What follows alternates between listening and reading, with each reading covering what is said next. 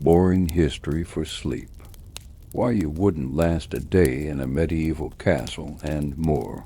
1.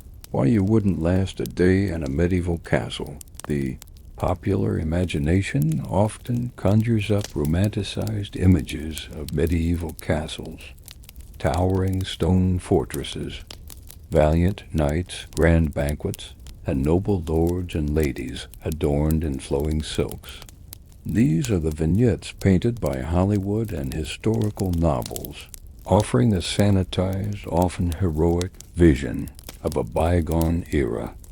Yet peel back the layers of romanticism, strip away the cinematic gloss, and the unvarnished reality of medieval castle life emerges as a stark, brutal, and profoundly uncomfortable existence for anyone accustomed to the most basic conveniences of the 21st century running: water, electricity, climate control, sanitation, medical care, and privacy. A single day within those formidable stone walls would not merely be an inconvenience. It would be a jarring, potentially sickening, and deeply distressing ordeal that would likely send you fleeing for the relative comforts of a modern sidewalk, let alone a home. You wouldn't last a day. Your first century assault upon entering a medieval castle wouldn't be the imposing architecture, but the overwhelming assault of smells. Forget fresh air. The very air you breathe would be a pungent, layered tapestry of odors that would turn a modern stomach. There would be the ever-present stench of human and animal waste. Latrines or garderobes were often little more than stone chutes built into the castle walls, emptying directly into the moat or a cesspit below. The prevailing winds would carry these effluvia back into the castle, particularly in the lower levels or near the latrine towers. Add to this the pervasive aroma of unwashed bodies, both human and animal, as personal hygiene was rudimentary.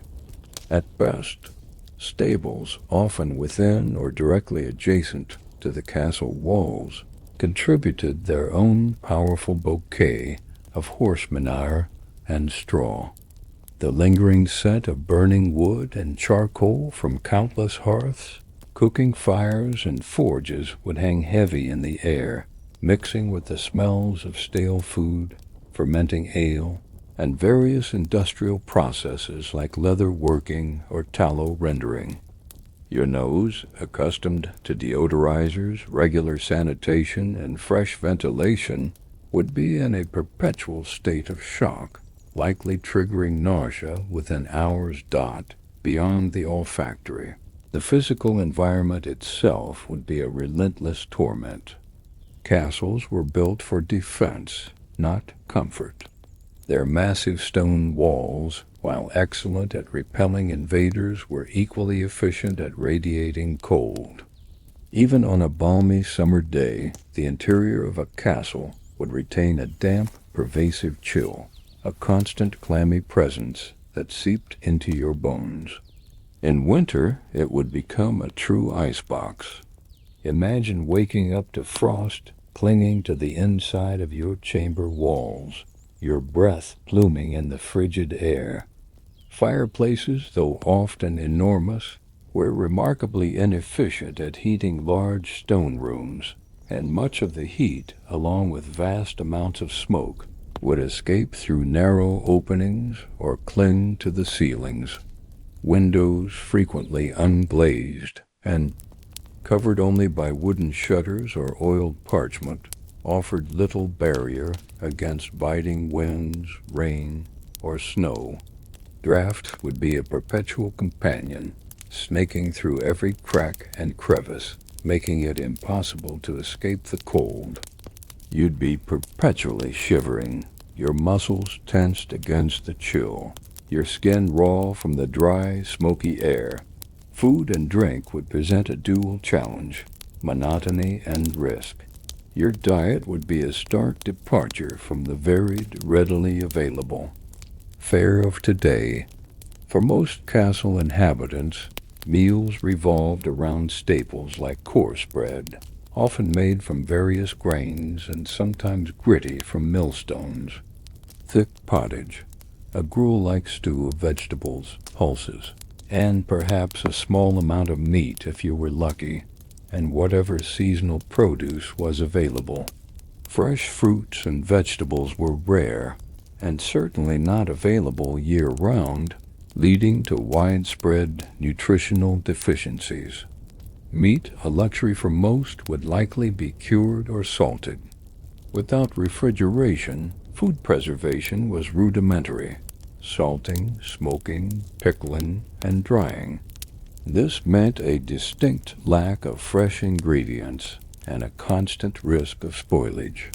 You'd be perpetually wary of your next meal, knowing that food poisoning was a common and often fatal ailment in an era devoid of modern antibiotics. As for drink, potable water was a constant gamble. Wells and rivers were often contaminated by human and animal waste. To avoid illness, ale, cider, or weak wine were the preferred beverages, as the brewing process involving boiling helped to kill pathogens. Yet even these could be of poor quality, and their constant consumption would lead to a dull, almost perpetual state of mild inebriation for many, alongside the risks of impurities. The most intimate and pervasive discomfort would stem from the lack of personal hygiene and the omnipresence of parasites. Daily hot showers are a modern marvel. In a medieval castle, bathing was a rare, arduous affair, involving hauling large quantities of water, heating it, and typically sharing large, often quickly dirtied wooden tubs. Most people simply didn't wash frequently, leading to pervasive body odor. Hair washing was equally infrequent, creating ideal breeding grounds for head lice. Regardless of your social standing, you would be sharing your personal space, and indeed your very body, with an unwelcome array of companions: fleas, lice, and bedbugs.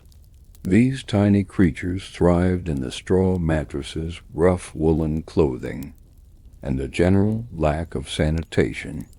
Imagine trying to sleep through a night of constant itching, the prickle of tiny legs crawling across your skin, the sting of their bites. This wasn't just an annoyance.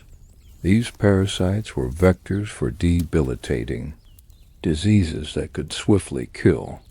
Your skin would perpetually feel greasy, your hair matted, and your body would be a canvas of itchy welts.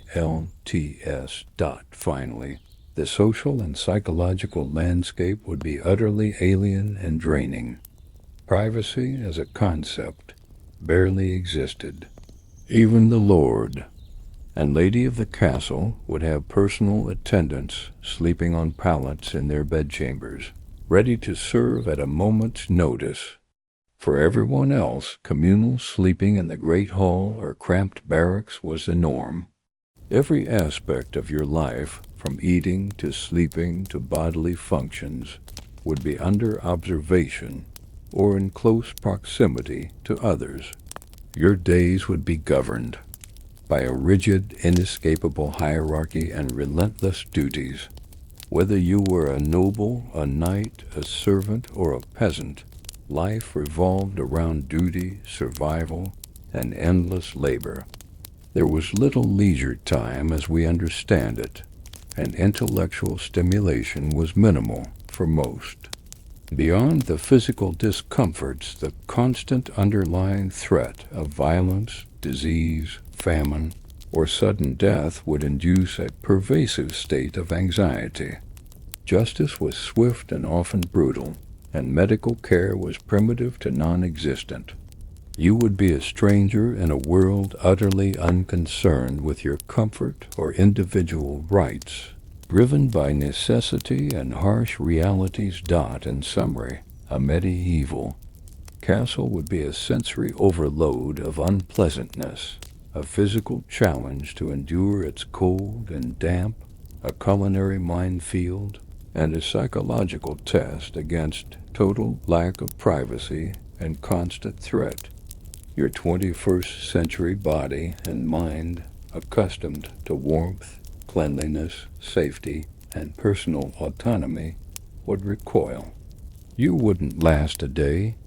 You'd be a shivering, itching, nauseated, and utterly bewildered wreck by the time the castle's creaking portcullis rose for dawn. Why medieval castle life would be so hard to endure today, having journeyed through the cold stone, the pervasive smells, the relentless chores, and the constant threats of medieval castle life, it becomes profoundly clear that for anyone born into the 21st century, enduring even a single day within those ancient walls would be not just difficult, but likely impossible. Our modern existence, shaped by centuries of technological, medical, and social progress, has cultivated expectations of comfort, cleanliness, safety, and personal autonomy that would be utterly shattered by the harsh realities of a medieval fortress. This final reflection underscores the vast chasm between their world and ours, highlighting the sheer resilience of those who lived within the castle and the profound reasons why we simply wouldn't last.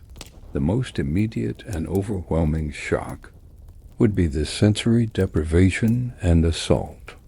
We live in a world saturated with clean air, controlled temperatures, and artificial light. Imagine stepping into a castle where the air is perpetually thick with the smells of wood smoke, human and animal waste, stale food, and unwashed bodies. Your modern nose, accustomed to deodorizers and fresh ventilation, would reel in constant nausea. The cold would be relentless, seeping into your bones from the stone walls, with no escape from drafts or dampness. Heating was inefficient, and private, warm spaces were almost non-existent. The dimness, even during the day, would strain your eyes, leaving you in a state of perpetual gloom, reliant on smoky, flickering torches at night. And the noise, the clanging of the forge, the shouts of guards, the clatter of the kitchen, the sounds of livestock, the human cacophony in communal spaces, would be a constant, inescapable assault, devoid of the quiet solace we often seek. Beyond the sensory, the fundamental lack of hygiene and health care would be a terrifying reality. We take for granted instant access to clean, potable water. In a medieval castle, water was a precious, often contaminated resource, laboriously hauled from a well. Sickness from waterborne diseases like dysentery would be a constant threat. Personal cleanliness, by our standards, was practically non-existent. Without daily washing, soap, or effective sanitation systems, your body would quickly become haven for fleas, lice, and bedbugs, a constant, maddening itch that no modern person could tolerate for long. Any minor cut or scrape, an annoyance today, could quickly fester into a fatal infection without antibiotics or antiseptic knowledge. A severe illness or broken bone would be a terrifying lottery, with primitive medicine offering little more than pain and prayer. The knowledge that a simple stomach ache could be a death sentence would induce paralyzing fear. The dietary monotony and risks would also be profoundly challenging. Our supermarkets offer an endless array of fresh produce, diverse meats, and global cuisines year-round. In a castle, your diet would be heavy, repetitive, and dictated by season and preservation methods. Salted meat, coarse bread, and pottage would be staples, with fresh fruits and vegetables available only seasonally. Every meal would carry the risk of food poisoning due to rudimentary preservation and preparation. The sheer blandness and lack of choice would be a mental strain, let alone the physical toll of nutritional deficiencies. Perhaps most profoundly, the medieval castle would be an assault on our very concept of privacy, autonomy, and personal freedom. We live in a society that values individual space, personal choice, and the ability to dictate our own schedules. In a castle, privacy was a luxury denied to almost everyone. You would sleep communally, work communally, and eat communally. Your days would be dictated by the rigid hierarchy of the castle, your duties relentless and often grueling, from hauling water to tending fires, without a moment for personal leisure or independent thought. There would be no weekends, no holidays. In the modern sense, your very existence would be subservient to the needs of the castle and its lord. The constant threat of punishment for minor transgressions, the ever-present danger from external enemies or internal political intrigue, and the absence of any legal recourse for injustice would create a profound, inescapable sense of vulnerability and fear. Finally, our psychological preparedness is fundamentally different. We are not conditioned to live with constant, low-level fear, nor are we accustomed to the immediate, brutal consequences of a mistake. The medieval mindset, born of necessity, accepted suffering, disease, and sudden death as inevitable parts of life. Our modern minds, however, are geared towards comfort, safety, and problem-solving through scientific understanding. The sheer overwhelming nature of medieval challenges, from battling chronic fatigue and hunger to facing the very real threat of violence or plague, would lead to rapid emotional and mental breakdown. In conclusion, the medieval castle was a marvel of defensive engineering and a testament to human resilience. But for us, its inhabitants were not just figures from history. They were survivors in a world utterly alien to our comforts. Every stone, every task, every breath was a struggle against conditions that would quickly render a modern individual broken, sick, and utterly desperate for the world they left behind. We wouldn't last a day. Our bodies, minds, and expectations are simply not built for the unvarnished, brutal reality of medieval castle life. The endurance of those who lived. It serves as a powerful, humbling lesson in human adaptability and a stark reminder of the immense privileges we now enjoy. What happened when a castle was besieged? The ultimate test of a medieval castle and the most terrifying reality for its inhabitants was a siege. Far from the swift, dramatic battles often depicted, a medieval siege was typically a protracted, ruling war of attrition, a test of endurance between besiegers and besieged. It was a period of intense hunger, pervasive fear, mind-numbing boredom, and constant physical peril that would quickly strip away any pretense of normal life, pushing every castle inhabitant to their absolute limits. To endure even a short siege would be to confront a level of sustained psychological and physical stress that few in the modern world could comprehend. The first sign of an impending siege would be the approach of the enemy army. This alone would trigger immediate panic and a frantic burst of activity. Farmers from the surrounding lands, along with their livestock and any movable possessions, would flee into the safety of the castle walls, swelling the population and straining resources. Gates would be barred, drawbridges raised, and portcullises lowered. The garrison would rush to their battle stations, weapons checked, and supplies arrayed. The castle, usually a bustling, living community, would transform into a grim, isolated island of stone, its purpose narrowed to pure survival. The initial days or weeks of a siege would be characterized by intense activity.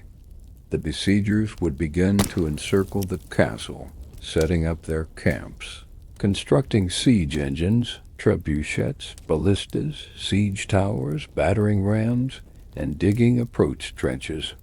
Inside the castle, the defenders would be equally busy, patrolling the walls, readying their own projectile weapons, and preparing for the first assaults. This period could involve fierce skirmishes outside the walls as defenders attempted to disrupt construction or conduct daring sallies to destroy enemy equipment.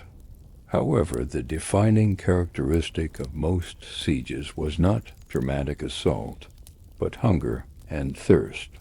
The besieging army's primary goal was often to starve out the defenders.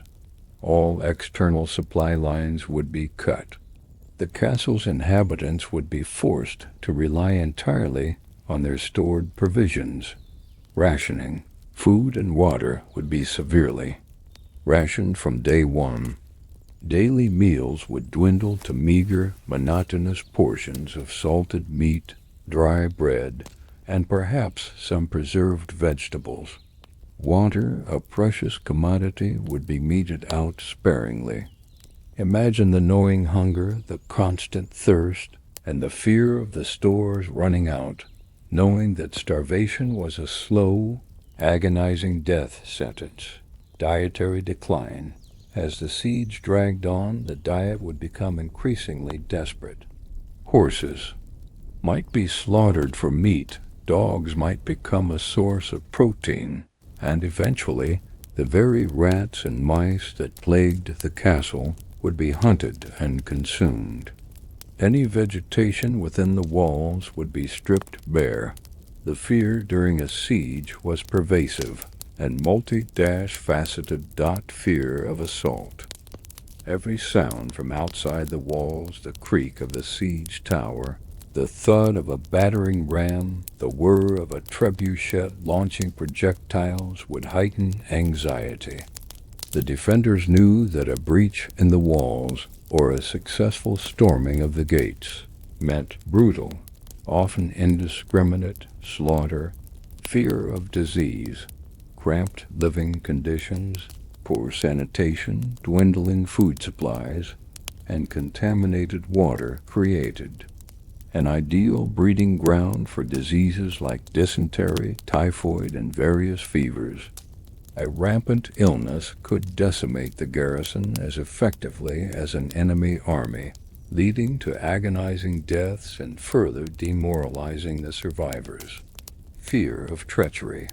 The psychological pressure of a siege could lead to internal strife.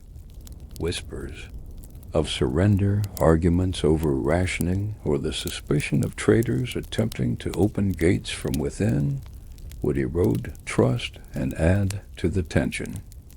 Despite the fear, boredom was an equally insidious enemy.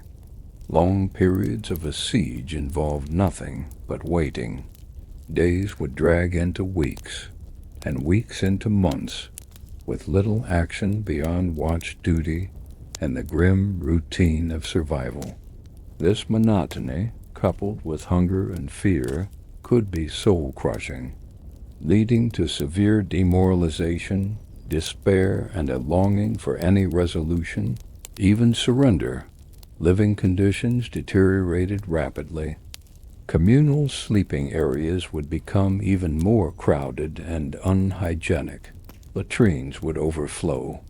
The constant presence of human and animal waste, unwashed bodies, and rotting food scraps would turn the castle into a reeking, squalid environment. Sleep would be restless and short, punctuated by hunger pangs, the cold, and the ever-present sounds of the siege. Casualties were a constant reality. Defenders on the walls faced enemy arrows, crossbow bolts, and projectiles from siege engines. Accidents from falling stones or collapsing structures were also common. Wounds with primitive medieval medicine often festered and led to painful deaths. The sight of injured or dying comrades, coupled with the inability to properly bury the dead, added to the grim atmosphere. The end of a siege could come in various ways. Relief. A friendly army might arrive to break the siege, leading to joyous celebrations. Successful defense. The besiegers might give up due to heavy losses, disease, or dwindling supplies, withdrawing their forces. Surrender. If conditions became unbearable, starvation, widespread disease, or a breach. In defenses, the lord might be forced to negotiate a surrender. The terms could vary wildly, from honorable retreat to the execution of the garrison. Assault and capture. The castle's defenses might finally be breached, leading to a bloody, desperate fight within the walls, usually resulting in the massacre of the defenders and the sacking of the castle. In essence, a medieval castle under siege was a crucible of human suffering. It was a prolonged ordeal where the daily struggle for sustenance, the omnipresent fear of death, the physical agony of hunger and cold, and the psychological torment of isolation and boredom combined to create an unimaginable nightmare. You wouldn't last a day. The sheer, relentless pressure and the terrifying specter of ultimate defeat would quickly break your spirit and body, revealing a brutal reality far removed from any romanticized narrative. The architecture designed for defense and discomfort. A medieval castle, from its towering keep to its deepest dungeon, was a masterclass in defensive architecture. Every arch, every wall, every turret was meticulously planned and constructed, with one overriding purpose: to repel attack and ensure the survival of its inhabitants. However, this singular focus on impregnability came at a profound cost to comfort, convenience, and indeed basic human well-being.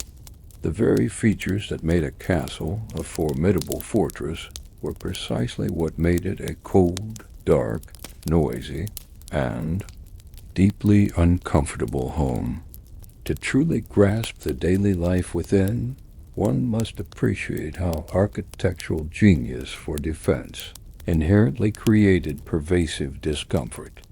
Let's begin with the walls themselves. The iconic, massive stone walls or curtain walls were astonishingly thick, often between 10 to 20 feet at the base, tapering as they rose.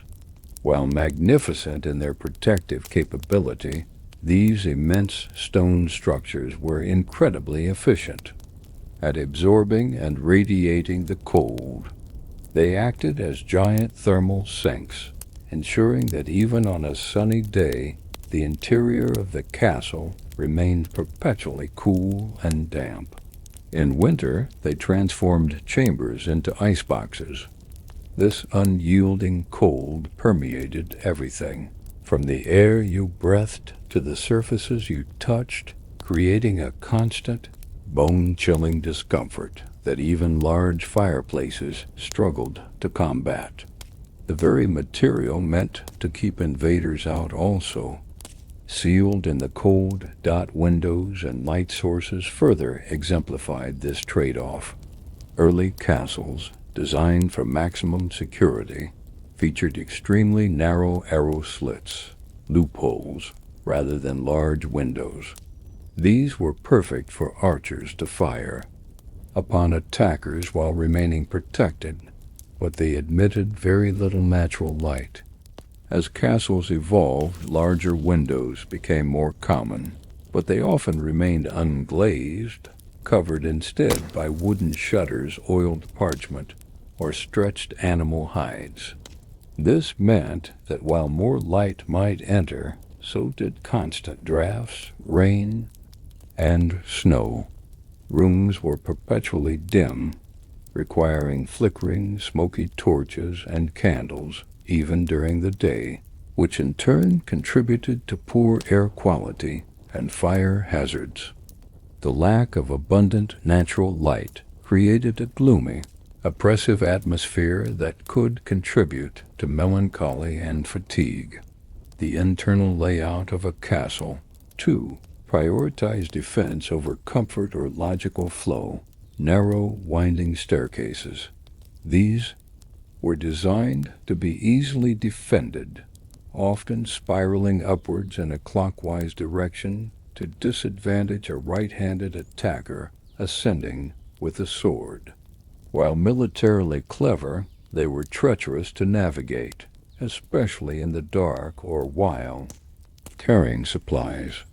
They also limited the movement of furniture and created choke points, unheated passages, and corridors.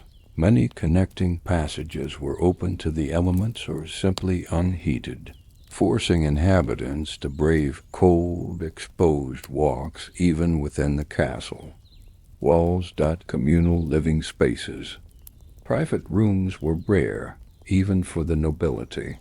The Great Hall served as a multi-purpose space for dining, meeting, entertainment, and often communal sleeping for much of the household. This meant a constant lack of privacy, noise, and the accumulation of smells from all activities. The architecture didn't facilitate quiet, personal retreats, latrines, garderobes.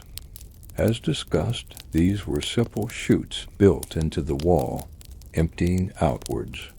While providing a necessary function, their design ensured that foul odors permeated the nearby areas, a constant reminder of the castle's primitive sanitation. Their locations were dictated by wall thickness and waste disposal, not by convenience or pleasantness. The acoustics of a castle also contributed to discomfort. Stone walls and floors reflected sound, making the entire structure a noisy place. Every clang from the blacksmith's forge, every shouted command, every clatter from the kitchen, and every communal conversation would echo and reverberate.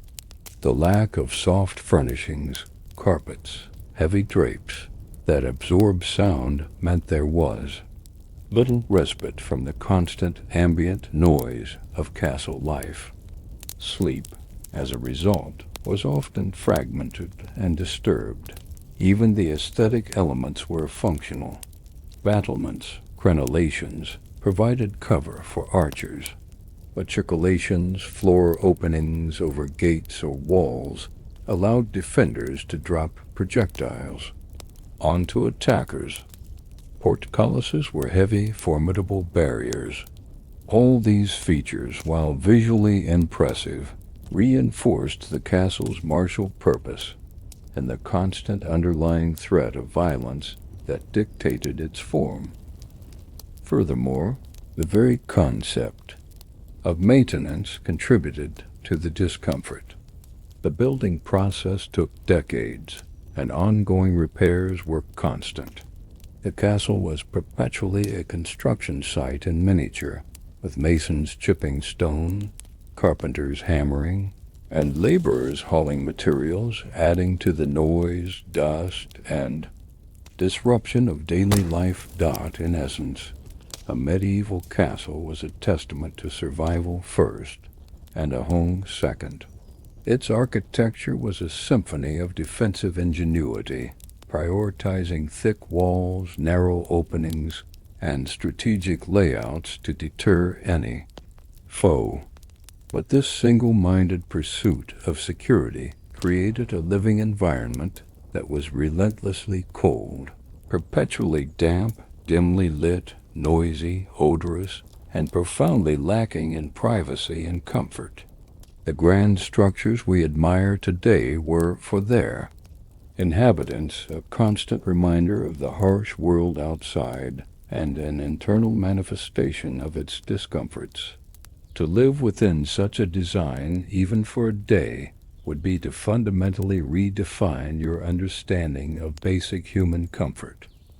How medieval castles dealt with fire hazards in a medieval castle, built primarily of stone, but filled with highly flammable materials. Fire was not just a risk.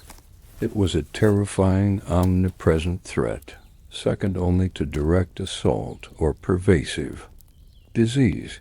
There were no modern fire codes, no smoke detectors, no readily available water hoses or fire extinguishers. When fire broke out, especially in the dead of night, it could spread with terrifying speed and devastating consequences, transforming a seemingly impregnable fortress into a death trap. Understanding how castles attempted to mitigate this constant peril and the horrifying reality when their efforts failed reveals another layer of hardship that would utterly unnerve a modern sensibility. The castle's construction itself offered some inherent, though often insufficient, fire resistance. Stone walls and towers were, by their nature, non-combustible. However, this stone shell contained a vast amount of highly flammable materials: timber, roofs, floors, staircases, internal partitions, furniture, doors, and even defensive hoardings. Wooden galleries built on the outside of walls during a siege were constructed from wood. Once ignited, these acted as fuel. Thatch and straw, roofs on outbuildings, bedding, straw mattresses, and animal fodder in stables were all extremely combustible. Fabrics, tapestries, curtains, and clothing, typically made of wool or linen, could catch fire easily. Fuel. Large quantities of firewood and charcoal were stored within the castle, often near hearths or kitchens. Grease and oil kitchens, with their open fires and accumulation of cooking grease, were particularly high-risk areas. Lamps and torches, often fueled by animal fat or oil, were ubiquitous for lighting. Given these pervasive hazards, fire prevention was rudimentary but constant. Open hearth management. Fires in hearths and braziers were carefully watched. At night, they would be banked, covered with ash to preserve embers but reduce flames, or extinguished entirely where possible. Kitchen design. As discussed, kitchens were often housed in separate buildings or wings, or at least constructed, with thick stone walls and few wooden elements to contain any potential blaze. They often had very large open chimneys to draw smoke away, but this also meant a constant draft that could feed flames. Torch and candle placement. While essential for light, torches and candles were fire risks. They would be carried carefully, often in sconces, and extinguished when leaving a room. Servants might be tasked solely with ensuring fires were properly managed and lights extinguished. Water buckets. Buckets of water, though limited in supply, might be kept near strategic areas like kitchens or large halls, ready for immediate use. However, these were woefully inadequate for a substantial blaze. Constant vigilance. Guards and watchmen, especially during night shifts, were responsible not just for external threats, but also for internal hazards, including the telltale smell of smoke or the sight of a flickering flame where none should be. However, despite these measures, fires were common and terrifyingly destructive. When a fire did break out, the castle inhabitants faced a truly terrifying scenario. Rapid spread. Once timber elements caught fire, flames could race through wooden floors, staircases, and roofs with astonishing speed, especially with the constant drafts. The stone walls, while not burning, would superheat, trapping smoke and turning chambers into ovens. Limited firefighting capacity. Firefighting was primitive. There were no fire departments, no high-pressure hoses. Efforts relied on bucket, BRIGADE's lines of people passing small buckets of water, or sometimes sand or dirt, from the well or cistern to the blaze. This was incredibly inefficient against a large fire, especially one that had taken hold. Accessing higher floors or the roof with water was nearly impossible. Smoke inhalation. The thick, acrid smoke from burning wood, thatch, and fabrics would quickly fill the castle, making breathing impossible and disorienting inhabitants trying to escape. Smoke inhalation would be a major cause of casualties. Structural collapse. As wooden supports burned, floors and roofs would collapse, trapping people and creating even more fuel for the fire. The intense heat could also cause stone to crack and shatter, leading to localized collapses. Panic and chaos. A major fire in the confined, maze-like spaces of a castle would inevitably lead to widespread panic. Narrow staircases and passages would become choke points, hindering escape. The noise of crackling flames, collapsing timbers, and terrified screams would add to the horror. Loss of supplies. Beyond immediate danger to life, a fire could destroy vital food stores, weapons, and other irreplaceable supplies, leaving the castle vulnerable to famine or attack. The aftermath of a major castle fire could be as devastating as a siege. Vast sections of the castle could be rendered uninhabitable, requiring years of rebuilding. Lives would be lost and valuable resources destroyed.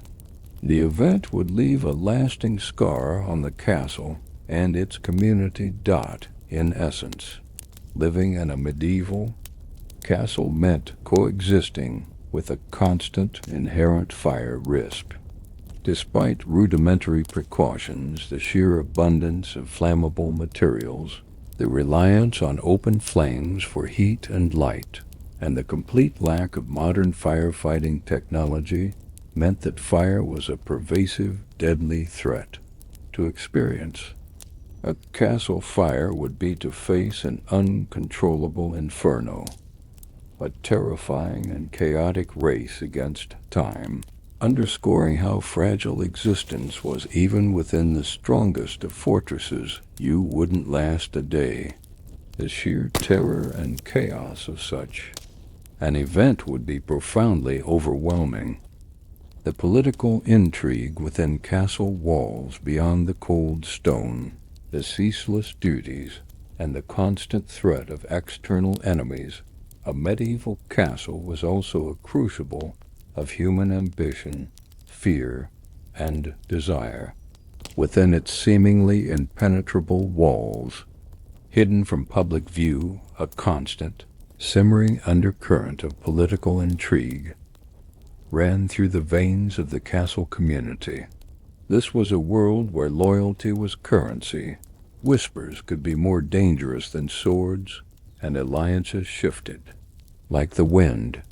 For anyone accustomed to transparent governance and democratic processes, the clandestine power struggles, subtle betrayals, and desperate machinations playing out daily would be a bewildering and perilous landscape dot at the apex of this intricate web stood the lord of the castle and his immediate family. Their power was absolute within their domain, but it was rarely unchallenged. The lord had to constantly balance the demands of his overlord, the king or a more powerful duke, the needs of his vassals and tenants, the ambitions of his own family members, and the loyalty of his household staff. Every decision, from a marriage alliance to a military campaign, had political repercussions. The stakes were incredibly high: land, titles, wealth, and even life itself. The castle was a miniature court, and every inhabitant, from the highest-ranking knight to the most trusted servant, played a role in the political game, wittingly or unwittingly. Vassals and knights, while bound by oaths of fealty, knights and other vassals often harbored their own ambitions. They might seek to increase their landholdings, gain more influence with the lord, or even subtly undermine a rival. Factionalism was common, with different knights aligning themselves based on family ties, shared interests, or personal grievances. Whispers in the great hall, subtle shifts in seating arrangements at a feast, or the formation of hunting parties could all signal the ebb and flow of power and favor. A knight's loyalty, while sworn, could be a fragile thing, susceptible to promises of greater reward or threats from external powers. Family members. The lord's own family could be a hotbed of intrigue. Younger brothers might resent their elder siblings' inheritance. Sisters might be pawns in marriage alliances, and uncles or cousins might harbor designs on the lordship itself, especially if the lord was weak or had no clear heir. The lady of the castle, despite her domestic duties, often played a crucial role in political maneuvering, advising her husband, forming alliances with other noble women, and protecting her children's interests. Dynastic struggles, sometimes escalating into outright civil war, often had their origins in these castle walls. Trusted officials and servants, even seemingly humble positions, held potential for influence. The steward, who managed the castle's finances and household, could wield immense power through control of resources. The chaplain, as a spiritual advisor, could influence the lord's conscience or spread rumors. Personal attendants, privy to the lord's private thoughts and actions, could be conduits for information, whether intentionally or not. These individuals, if ambitious, could manipulate situations, spread rumors, or act as spies for external factions, all while maintaining an outward facade of unwavering loyalty. Communication and information control were vital tools of intrigue. In an age before mass media, the flow of news and gossip was meticulously controlled. Letters, often carried by trusted messengers, were the primary means of communication with the outside world, and their contents were often encoded or cryptic. Within the castle, rumors spread like wildfire, often deliberately planted to discredit rivals or gauge reactions. Courtiers and servants would constantly be observing, listening, and interpreting gestures, words, and behaviors to discern shifts in favor or impending changes. The ability to gather, control, and disseminate information was a powerful weapon.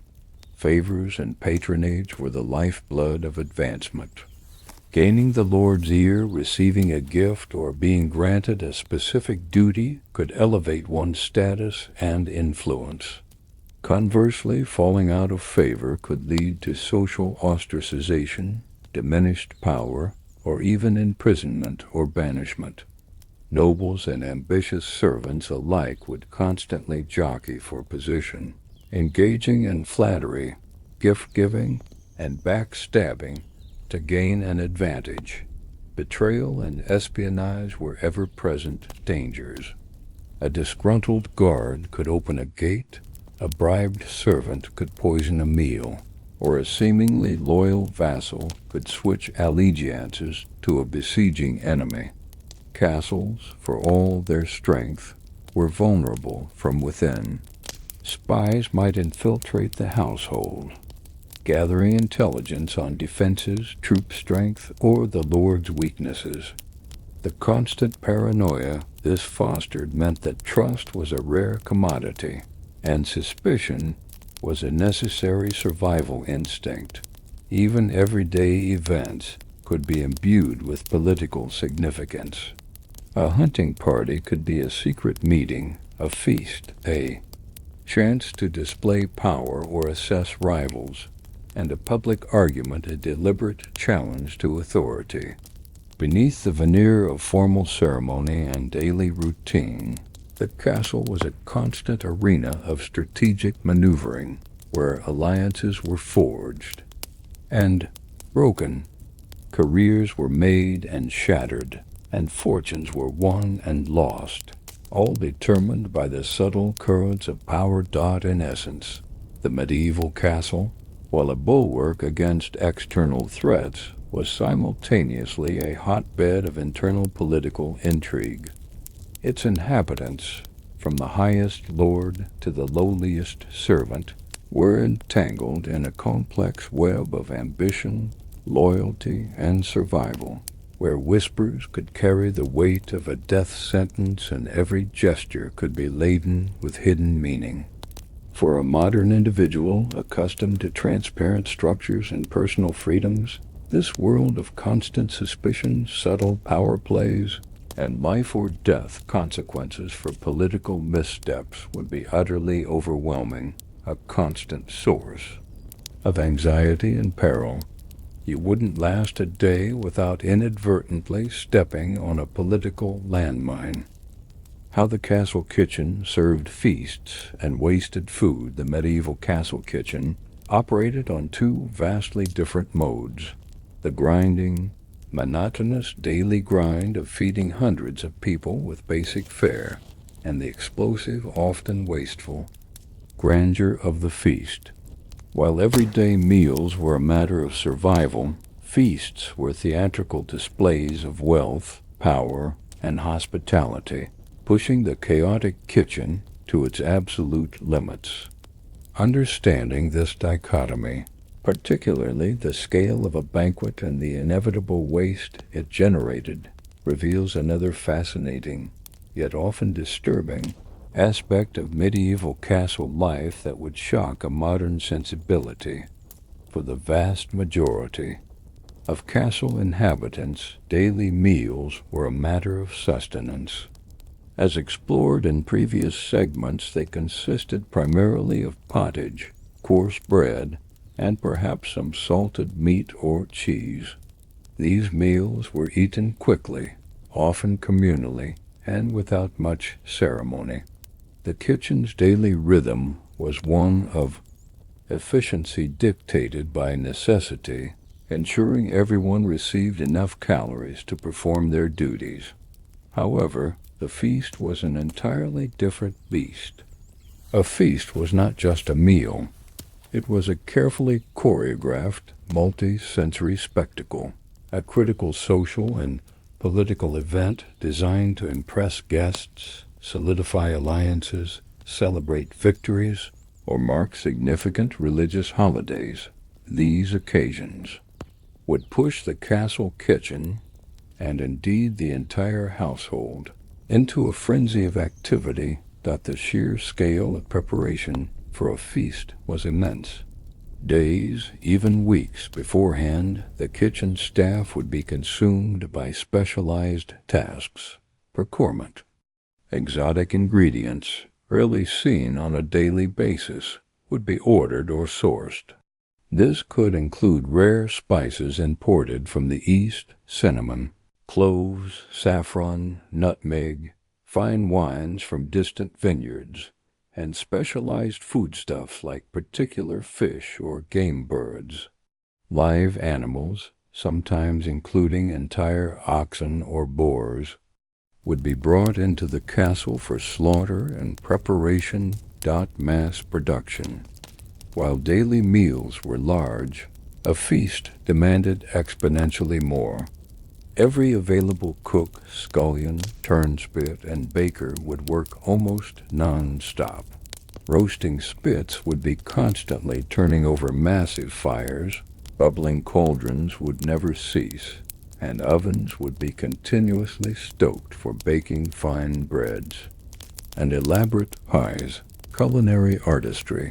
Feasts were an opportunity for the castle's master cook to showcase their skill. Dishes weren't just prepared, they were often transformed. Whole roasted swans or peacocks might be refeathered and presented. As if alive, pigs or boars could be roasted whole and served upright. Elaborate sautelts, subtleties, intricate sugar sculptures, marzipan creations, or even savory pastries depicting mythological scenes or coats of arms would adorn the table, serving as edible art. These required immense skill and time, often by specialist confectioners. Presentation. Food was served in multiple courses, often brought out with ceremony and fanfare. Platters would be laden high, designed to impress with their abundance and visual appeal. When the feast commenced in the great hall, it was a dizzying array of sounds, sights, and, inevitably, smells. The hall would be filled with the chatter of dozens, if not hundreds, of guests, the music of minstrels, and the overwhelming aroma of roasted meats, rich spices, and copious amounts of ale and wine. Servants would constantly bustle, carrying heavy platters and refilling goblets. Diners would eat with their hands, using knives, often their own, to cut meat, and often sharing trenchers, stale bread used as plates, with their neighbors. However, beneath this veneer of grandeur lay a significant and often shocking reality: massive food waste.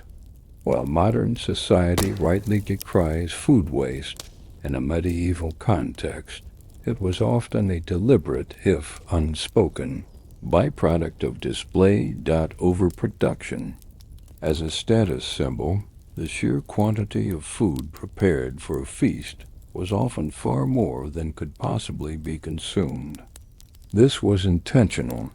An overflowing table with untouched dishes visually proclaimed the Lord's immense wealth and generosity. It was a tangible demonstration that he had so much he could afford to let some go uneaten. Spoilage during the feast. With no refrigeration, dishes, especially those with sauces or delicate ingredients, would begin to spoil even during the multi-hour duration of a feast, particularly in warm weather. Food presented early might become unappetizing by the time later courses were served. Leftovers for lower ranks sometimes, while some broken meats, leftovers from the high table, might be distributed to lower-ranking servants, soldiers, or even the poor waiting outside the castle gates. This was not always guaranteed or systematic. Often, a considerable amount of perfectly edible food would simply be discarded, thrown to dogs, or even into the moat. The sheer scale of preparation meant that not every scrap could be efficiently repurposed. The trenchers, the bread trenchers, used as plates would soak up juices and fats. These were typically not eaten by the nobility, but either given to the poor or tossed to the dogs, contributing to visible waste. The feast, therefore, was a double-edged sword. For the privileged few, it was a sensory indulgence and a display of social power. For the kitchen staff, it was a period of intense, back-breaking labor. And for the castle as a whole, it was a moment where the stark contrast between scarcity and deliberate overabundance was starkly evident. The occasional excess of a feast provided a fleeting break from the everyday drudgery and dietary monotony, but the underlying harshness of castle life, including its challenges with food preservation and the grim reality of waste, was never far from the surface. A modern person witnessing such a feast would be simultaneously awed by the spectacle and appalled by the lack of hygiene and the sheer profligacy of food in a world where many still starved. The role of animals in castle life beyond the human inhabitants. Medieval castles teemed with an astonishing array of animals, each playing a critical, often unrecognized, role in the daily functioning, survival, and even the very atmosphere of the fortress. From noble steeds to working dogs, from essential livestock to omnipresent pests, animals were not merely companions. They were integral to defense, sustenance, labor, and status, deeply interwoven into the fabric of castle life in ways that would be utterly alien to a modern urban dweller. To spend a day in a medieval castle would be to constantly encounter, smell, and interact with a bustling, often messy, animal kingdom. Foremost among the castle's animal population were the horses. These magnificent creatures were indispensable for warfare, transport, and hunting, defining the very essence of knighthood and chivalry. War horses, destriers. Massive, powerful, and highly trained, these horses were a knight's most valuable asset, capable of carrying a heavily armored man into battle. They were incredibly expensive to acquire and maintain, requiring dedicated stable hands, specific feed, and constant care. Their stables, often within the castle walls, would be a bustling, noisy, and pungent place, filled with the scent of hay, manure, and horse sweat. Palfreys, lighter, faster horses used for everyday riding, travel, and hunting. Pack horses and draft horses, essential for hauling supplies, construction materials, and performing agricultural labor on the castle's lands. The constant presence of horses meant meticulous stable management, including mucking out stalls, a relentless and smelly chore, grooming, feeding, and shoeing by the castle blacksmith farrier. Dogs were equally ubiquitous and performed a variety of crucial functions. Hunting hounds, large, powerful dogs like greyhounds, wolfhounds, and mastiffs were vital for hunting deer, boar, and other game, providing essential meat for the castle's table. They were trained, valued companions for the nobility. Guard dogs. Fierce, protective breeds were used to guard the castle perimeter, alerting the garrison to intruders. Their barking would be a constant background noise, especially at night. Rats and vermin control. Smaller, agile terriers were kept to hunt rats and mice, an indispensable service in a place constantly battling vermin infestations that threatened food stores and spread disease. Companions. Even beyond their utility, dogs offered companionship, particularly to the lord and lady, and their presence softened the harshness of castle life for some. Livestock formed the backbone of the castle's sustenance, often housed in the outer bailey or immediately adjacent to the castle walls. Cattle provided beef, milk, hides for leather, and horns for various implements. Dairy cows would be milked daily, with the milk processed into butter or cheese. Pigs, a highly efficient source of meat, thriving on scraps, and easily fattened. Their meat was often salted and cured for winter. Sheep provided mutton for meat, and more critically, wool for textiles. Fowl, chickens, geese, ducks, and pigeons, kept in a dovecote, provided eggs and meat. Chickens would often wander freely in the bailey, pecking for scraps. The sounds of these animals, the lowing of cattle, the squealing of pigs, the clucking of chickens, would be a constant auditory backdrop to castle life, mixing with the smells of their enclosures. Beyond these working and food animals, the castle was also home to a less welcome yet omnipresent animal kingdom. Pests, rats and mice. Attracted by food stores and waste, these rodents were a relentless plague, gnawing through provisions, contaminating food, and acting as vectors for diseases like the plague. Despite efforts to control them with cats and terriers, they were an undeniable part of castle life. Fleas, lice, and bedbugs. As discussed previously, these parasites were ubiquitous, thriving on humans and animals alike in the unhygienic conditions, causing constant itching and spreading disease. Flies, swarming around animal waste, kitchen scraps, and latrines. Flies were a persistent nuisance, buzzing, landing on food, and contributing to the spread of illness. Hunting birds, particularly falcons and hawks, were highly prized and maintained by the nobility. Falconry was a popular pastime and a source of food, requiring specialized care and training for the birds, often housed in mews within the castle. Even cats played a vital, if often understated, role. While some were kept as companions, their primary function was rodent control, silently patrolling the larders and halls, keeping the rat and mouse populations in check. The sheer volume of animals within and around the castle meant a constant cycle of feeding, watering, mucking out, and managing their health. This was arduous, messy labor. The waste produced by so many animals contributed significantly to the castle's pervasive odors and unsanitary conditions.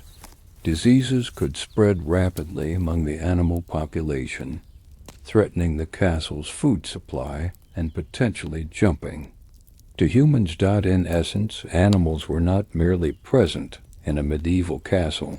They were woven into its very fabric. Their sights, sounds, and smells were a constant, defining feature of daily life. From the thundering hooves of war horses to the scuttling of rats in the walls, the animal kingdom underscored the raw, visceral, and pragmatic reality of medieval existence, where every creature served a purpose in the grand, challenging endeavor of simply surviving. For anyone accustomed to the relatively animal-free environments of modern homes and cities, the medieval castle's bustling animal population would be an immediate and overwhelming sensory experience. Medieval castle medicine, pain, herbs, and superstition. Imagine a world where a broken bone could mean lifelong disability. A simple cut could fester into a fatal infection, and the most common remedies involved herbs, incantations, and bloodletting. This was the chilling reality of medieval castle medicine. Far from the sterile, science-driven practices of today, healthcare within the castle walls was a rudimentary, often painful, and profoundly uncertain endeavor, a blend of limited practical knowledge, inherited folk wisdom, and deep-seated superstition. To fall ill or suffer an injury in a medieval castle was to enter a terrifying lottery. where survival often depended more on luck and resilience than on the efficacy of available treatments. The castle's primary healthcare provider was typically the lady of the castle herself or one of her trusted female attendants. These women, particularly those of noble birth, were often educated in the practical application of herbal remedies, knowledge of herbs, and their supposed medicinal properties was passed down through generations, often recorded in household books.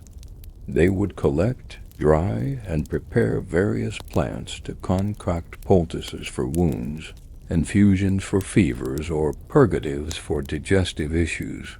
While some herbs did possess genuine medicinal qualities, for example, willow bark for pain relief, a precursor to aspirin, the dosage was imprecise and their effectiveness varied wildly. This was a form of pragmatic care, rooted in empirical observation, but lacking any understanding of germ theory or accurate diagnosis. Beyond the lady's herbal cabinet, the castle might occasionally host a barber surgeon. This individual, as their name suggests, performed a dual role. Barbers, skilled with sharp implements, were the closest thing to a surgeon available.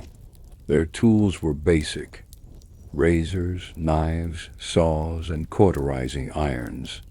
They performed procedures that ranged from tooth extractions and setting simple fractures to amputations and bloodletting.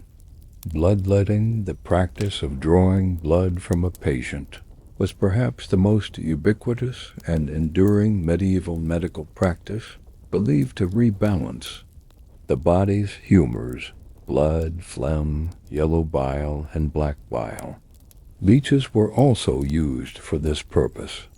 While occasionally helpful for specific conditions, it was often debilitating and could even hasten a patient's demise by weakening an already sick individual.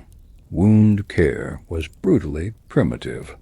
Without antiseptics, any open wound was an invitation to fatal infection. Wounds would be cleaned, often with wine or vinegar, which did have some antiseptic properties, poultices of herbs applied, and then bandaged with linen strips. However, the instruments used were rarely sterilized, and the understanding of how infections spread was non-existent. A deep cut, a compound fracture from a fall, or a battle wound was a leading cause of death, often from gangrene or sepsis. Minor injuries that we treat with a band-aid today could become life-threatening. Pain management was crude. Beyond willow bark, or perhaps some rudimentary opiates, like opium poppy if available, severe pain was simply endured. Surgical procedures, such as setting a broken limb or amputating a gangrenous one, were performed without anesthetic, save perhaps a strong drink. The screams of the patient would echo through the castle, a terrifying testament to the agony endured. The medieval understanding of the human body and disease was governed by the theory of the four humors, inherited from ancient Greek and Roman. Medicine. Illness was believed to be caused by an imbalance of these humors within the body. Treatments such as bloodletting, purging, inducing vomiting or diarrhea, and dietary restrictions were designed to restore this balance. While providing a theoretical framework, it often led to ineffective or even harmful treatments. Superstition and religious belief were inextricably linked to medieval medicine. When earthly remedies failed, or for illnesses that baffled understanding, people turned to divine intervention. Prayers, pilgrimages, the veneration of saints' relics, and exorcisms were common responses to sickness, reflecting the deep faith and fear of the unknown that permeated medieval life. Illness was often seen as divine punishment for sin or the work of demonic forces, further complicating rational treatment. Common ailments in a castle were numerous and often endemic gastrointestinal illnesses, dysentery, typhoid, and other forms of food poisoning were rampant due to poor sanitation, contaminated water, and spoiled food. Respiratory infections. The cold, damp, smoky air led to widespread colds, coughs, and pneumonia. Skin conditions. Flea and lice. Infestations caused constant itching, open sores, and secondary infections. Injuries, falls, cuts from tools, and battle wounds were frequent occurrences. Childbirth, a terrifyingly dangerous event for both mother and child, with high mortality rates. The plague. When outbreaks of the Black Death occurred, medieval medicine was utterly powerless, leading to catastrophic death tolls. In essence, medieval castle medicine was a desperate struggle against omnipresent illness. An injury conducted with limited knowledge, rudimentary tools, and a heavy reliance on tradition and faith. It offered little in the way of comfort, and often involved painful, ineffective procedures. To face sickness or severe injury in such an environment would be a terrifying ordeal, underscoring just how precarious life was and how profoundly different the medieval experience of health and healing was from our own. What life was like for castle children. The romanticized image of medieval childhood often presents noble children as miniature versions of their parents, engaging in quaint games and learning chivalric virtues, while peasant children toil in fields. Within the confines of a medieval castle, the reality for children of all social strata was far more complex, often harsh, and deeply rooted in the pragmatic demands of survival and societal roles. Childhood, as we understand it today, a protected period of play and formal education, was a luxury almost unknown. Instead, castle children experienced a rapid transition from infancy to early responsibility, shaped by the pervasive discomforts of their environment and the constant pressure to contribute to the castle's functioning. For noble children, life in a castle began with early weaning, often before the age of 2, followed by the care of wet nurses and then nursemaids. These early years were spent primarily within the ladies' quarters, perhaps the nursery, where they would be relatively protected from the harsher elements of castle life. However, even here, the basic discomforts of the castle, the cold, the drafts, the fleas, the lack of modern hygiene, would be their constant companions. Play, while present, was often practical and informal, using simple toys like wooden dolls, carved animals, or balls made of rags. Lessons in basic manners and obedience began almost from infancy. The concept of a prolonged, formal education for all children was virtually unheard of. For noble boys, their education was less about books and more about preparation for their adult roles, typically beginning around the age of 7. They might start as pages, serving the lord and lady, learning courtly etiquette, basic literacy, often taught by the chaplain, and rudimentary weapon skills. This was a form of apprenticeship, learning by observation and direct participation. As they grew, they would advance to squires, assisting knights, polishing armor, tending horses, and accompanying them in training and eventually in battle. This education was highly physical, often dangerous, and demanded discipline and unwavering loyalty. Learning to ride, hunt, and wield weapons was paramount, far more so than academic pursuits.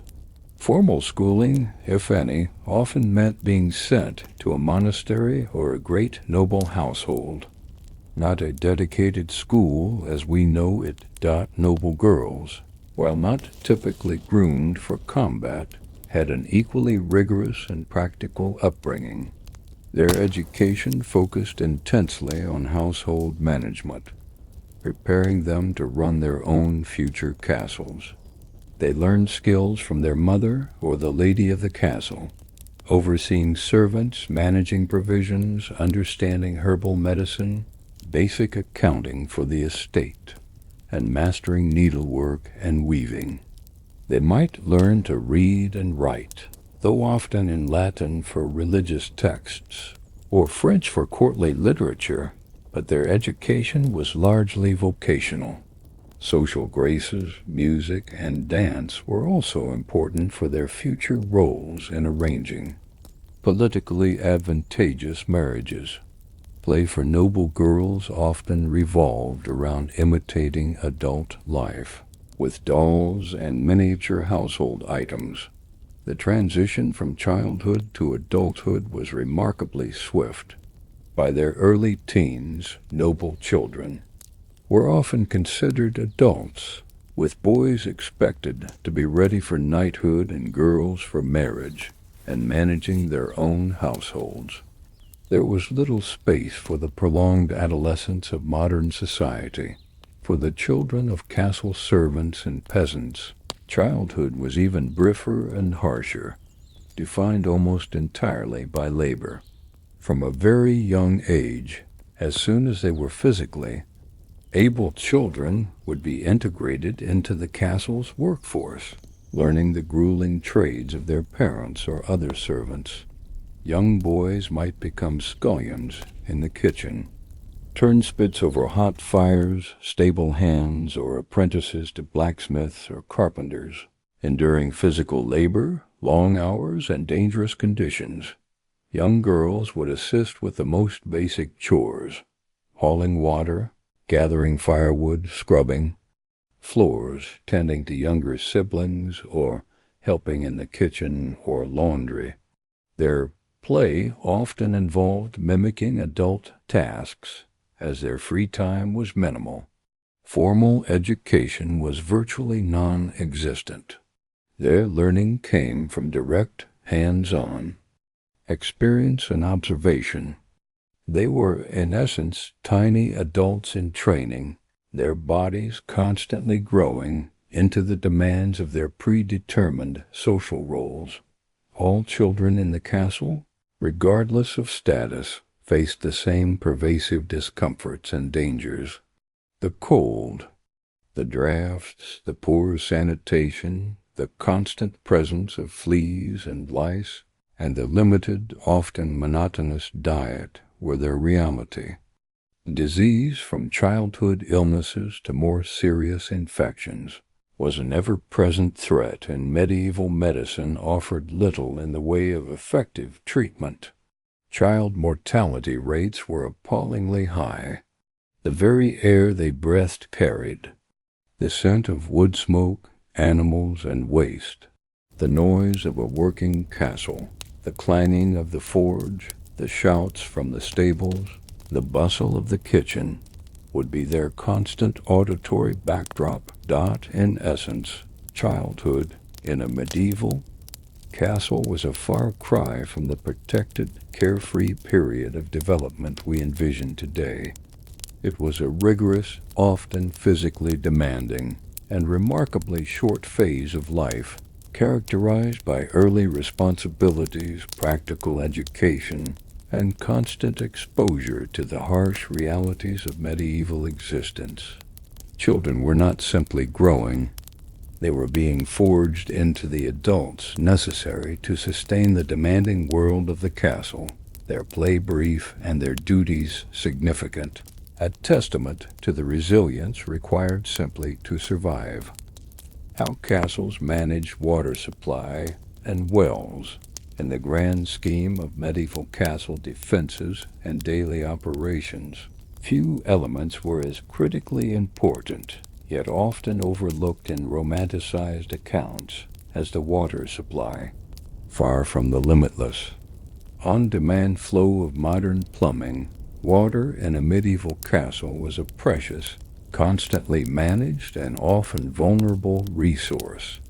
Its procurement, storage, and protection were paramount, not just for daily life and hygiene, limited as it was, but for the very survival of the castle during a protracted siege. Understanding the medieval castle's relationship with water reveals another layer of hardship and ingenuity that would make any modern individual appreciate their faucet. The primary source of water for most castles was a well within. The castle's inner bailey or keep was an absolute strategic necessity. Its location was carefully chosen, ideally tapping into a reliable underground aquifer. The construction of these wells was an enormous feat of medieval engineering and labor. Imagine digging a shaft, often dozens or even hundreds of feet deep, through solid rock, without modern drilling equipment. This was painstaking, dangerous work, carried out by teams of laborers chipping away at the earth, constantly shoring up the sides and hauling excavated material to the surface. The well itself would be lined with stone to prevent collapse and contamination. The process of drawing water was equally laborious. Water was pulled up manually, bucket by bucket, using ropes and simple windlasses or large, often animal-powered, capstans. This was a constant chore, requiring immense physical effort.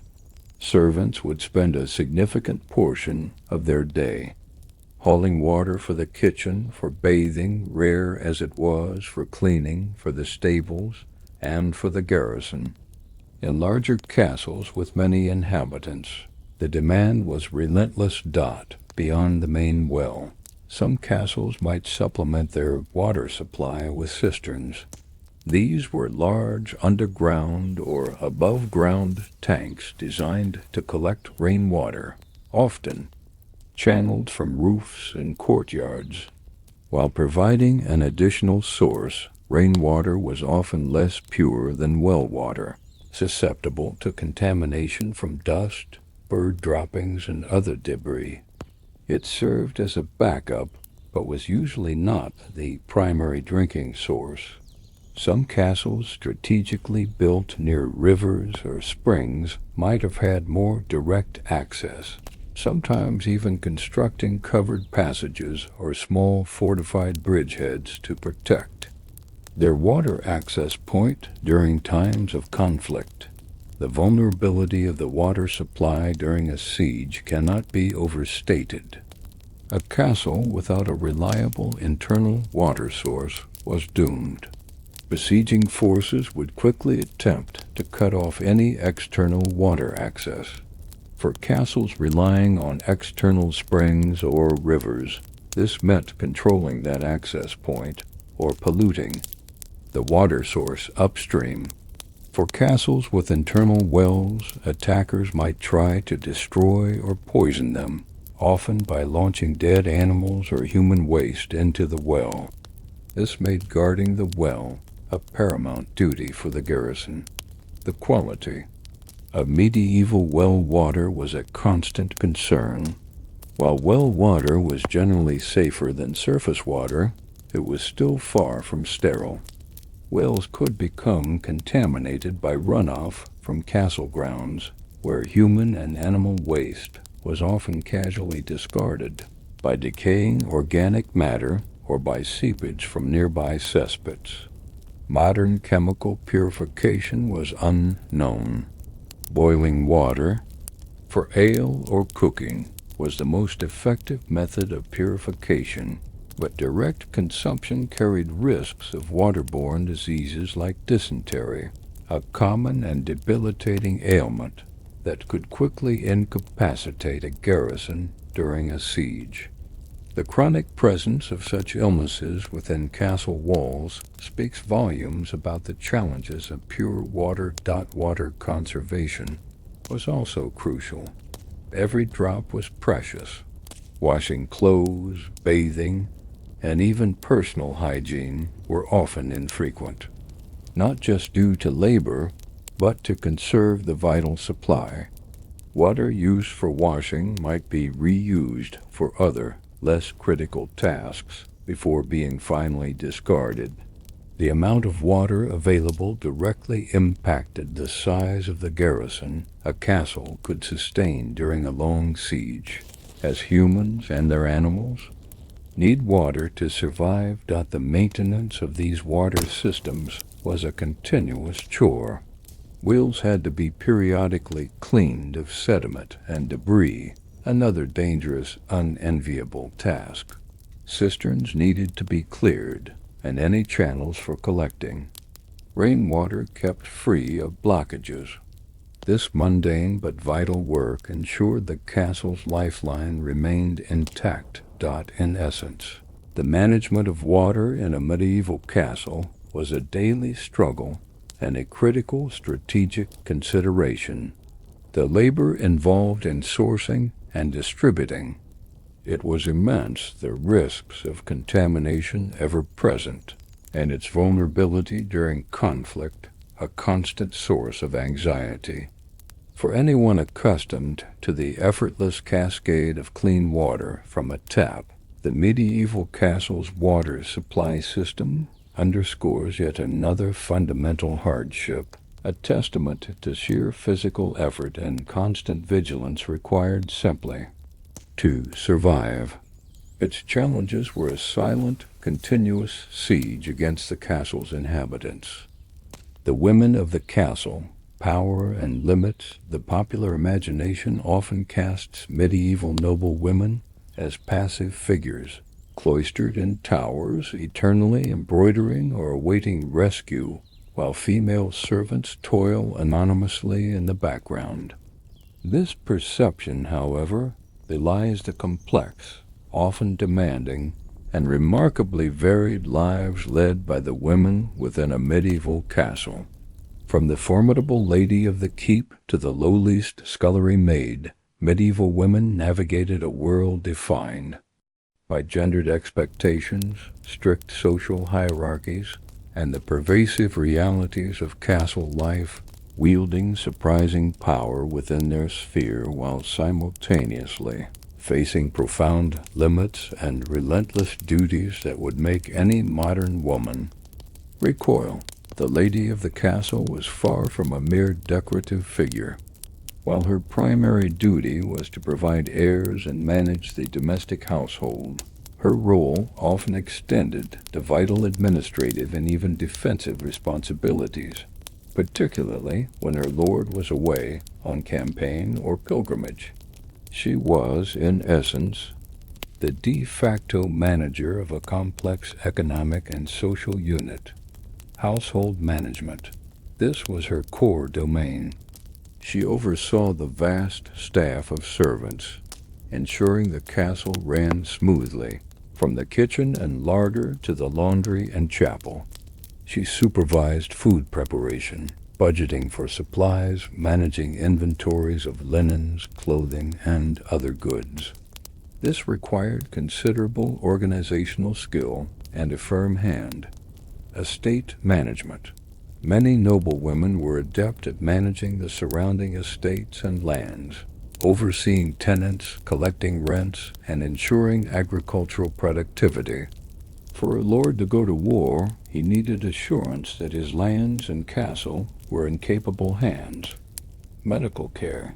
With limited outside medical professionals, the lady of the castle often served as the primary medic for the household and, to some extent, the local community. She would possess knowledge of herbal remedies, basic wound care, and midwifery, relying on inherited wisdom and practical experience. Social and diplomatic role. She was responsible for hosting guests, arranging marriages for her children or other noble wards, and maintaining social alliances. Her grace and political acumen could be crucial in smoothing over disputes or securing advantageous relationships. Defense, when necessary, in her lord's absence or during a siege, a medieval lady could be called upon to defend the castle. History is replete with examples of formidable women who organized a garrison, directed resistance, and even fought on the battlements to protect their home and children. This required courage, strategic thinking, and the ability to command. Men. Despite this significant influence, the noblewoman's life was circumscribed by profound limits. Her power was often derived from and constrained by her husband's authority. She had little legal independence. Her property typically reverted to her husband upon marriage. Her life's trajectory was often determined by arranged marriages designed to consolidate alliances or secure wealth with little regard for personal affection. Childbirth was a constant, terrifying threat, with high mortality rates for both mother and child. Her ultimate value lay in producing male heirs, a pressure that could be immense. Education, while sometimes extensive in languages, music, and household management, rarely extended to formal scholarly pursuits. Below the lady, the castle housed a diverse array of female servants, each with their own grueling duties. Their lives were defined by endless, often invisible, labor. Chambermaids tended to the noble family's personal needs, from dressing and grooming to emptying chamber pots and managing their sparse wardrobes, which often involved airing out and beating clothing, not washing. Laundresses faced the immensely physical task of hand-washing heavy wool and linen in cold water, often using harsh lye or ash at a nearby stream or large tub. Drying could take days, and ironing was non-existent. Kitchen. Maids, scullions, the lowest rung in the kitchen hierarchy, subjected to relentless heat, smoke, and grime. They performed the most arduous tasks, scrubbing pots, hauling water, fetching firewood, and endless chopping. Their hands would be perpetually rough, often burned or chapped. Rooster bakery maids assisted in the production of ale, cider, and bread, working in hot, humid, or dusty conditions. DAIRYMAIDs. Tended to cows, milked them, and churned butter or made cheese, a repetitive and demanding agricultural task.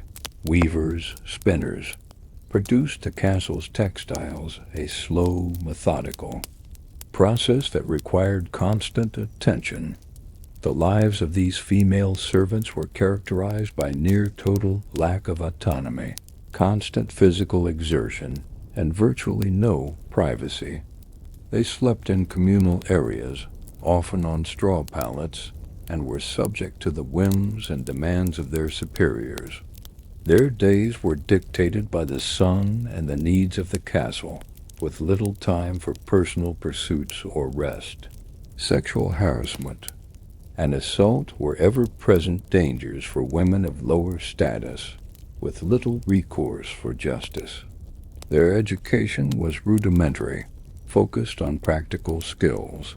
Marriage for female servants, if it happened, often meant a continuation of similar duties in another household, or a slightly different form of arduous labor on a peasant farm.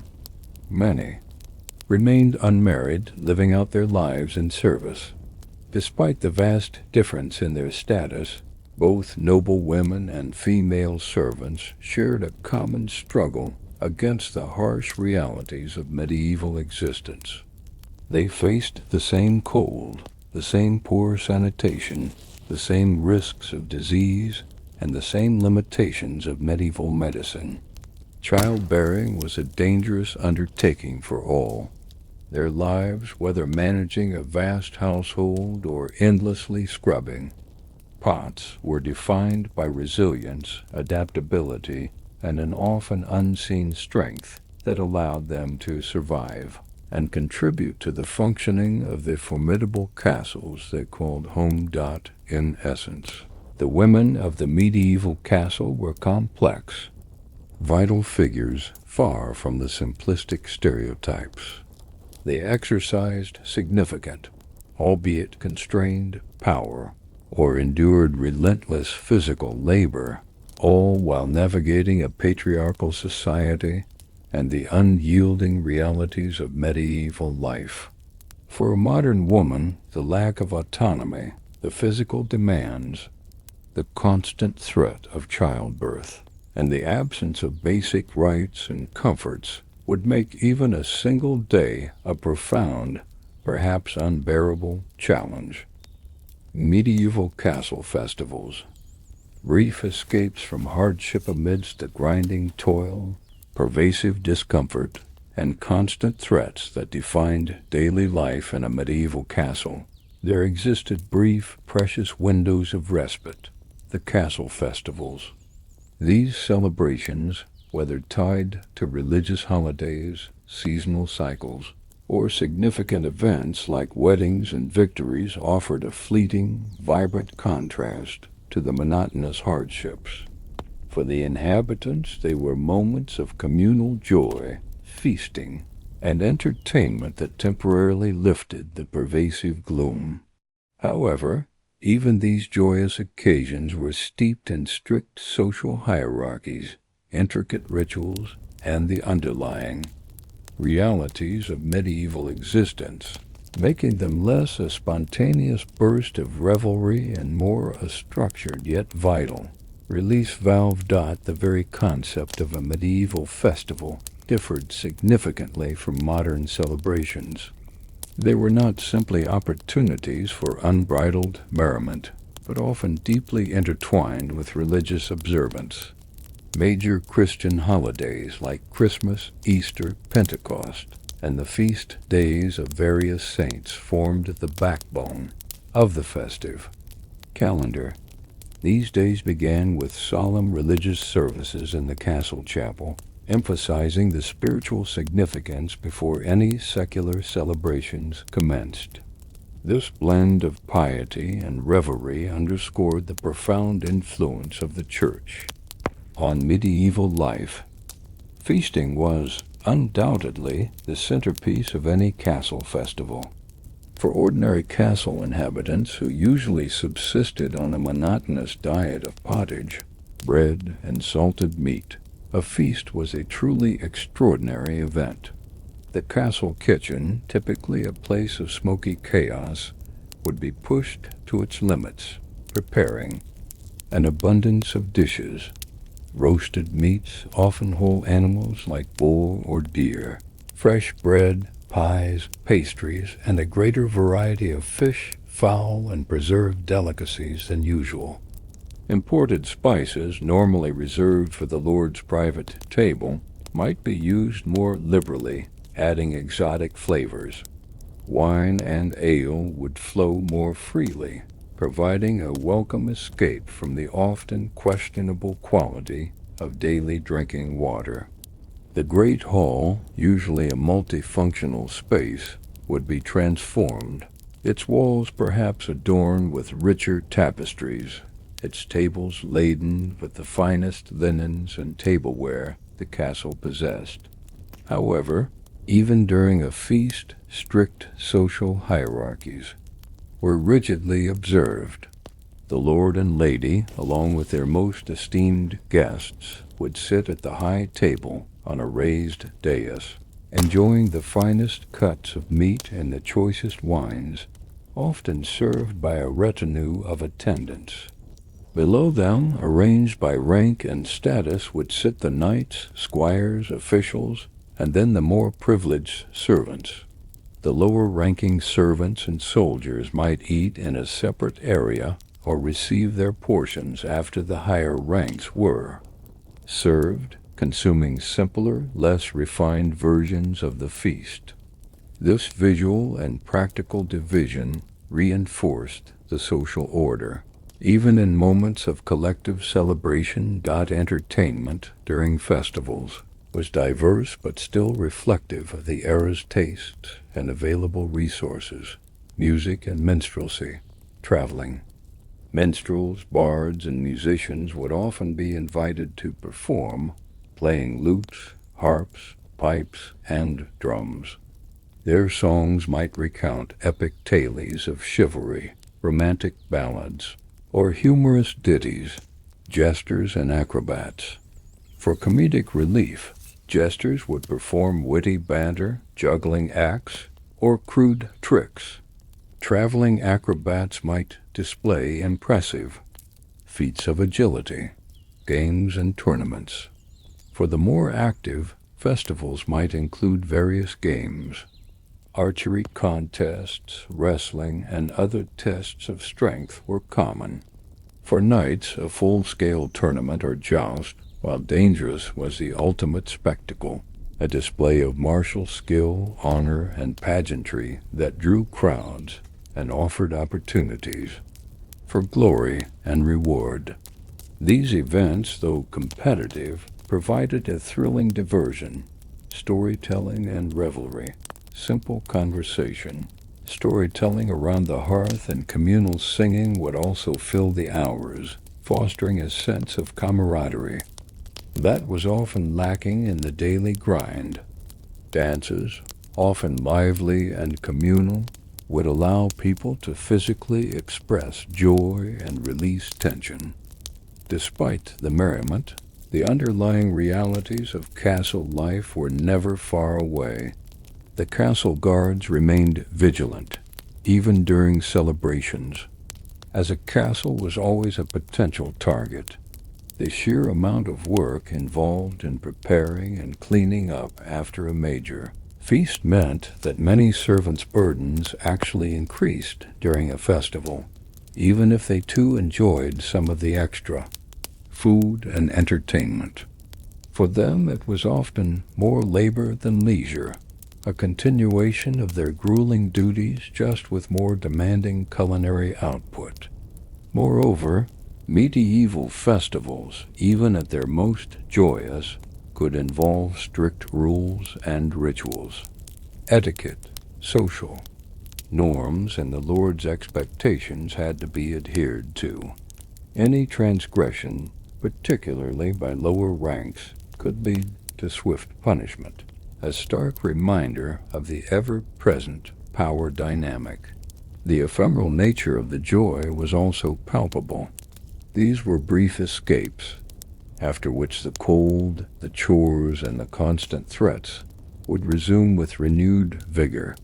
The memory of the feast might linger, but the physical reality of hardship returned swiftly. In essence, medieval castle festivals offered precious, vital, but always temporary, respites from the harsh realities of daily existence.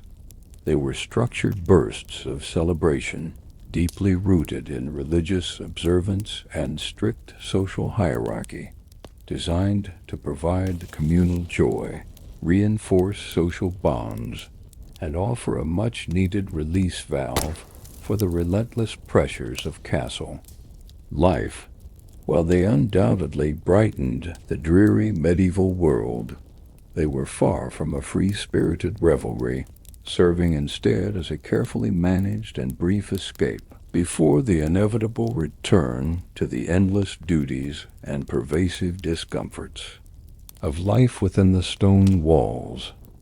How the castle guard kept watch and barely slept, while the lord and his family might sleep in relative, though still uncomfortable, peace, assured by the towering walls. The true guardians of a medieval castle's slumber were its guards.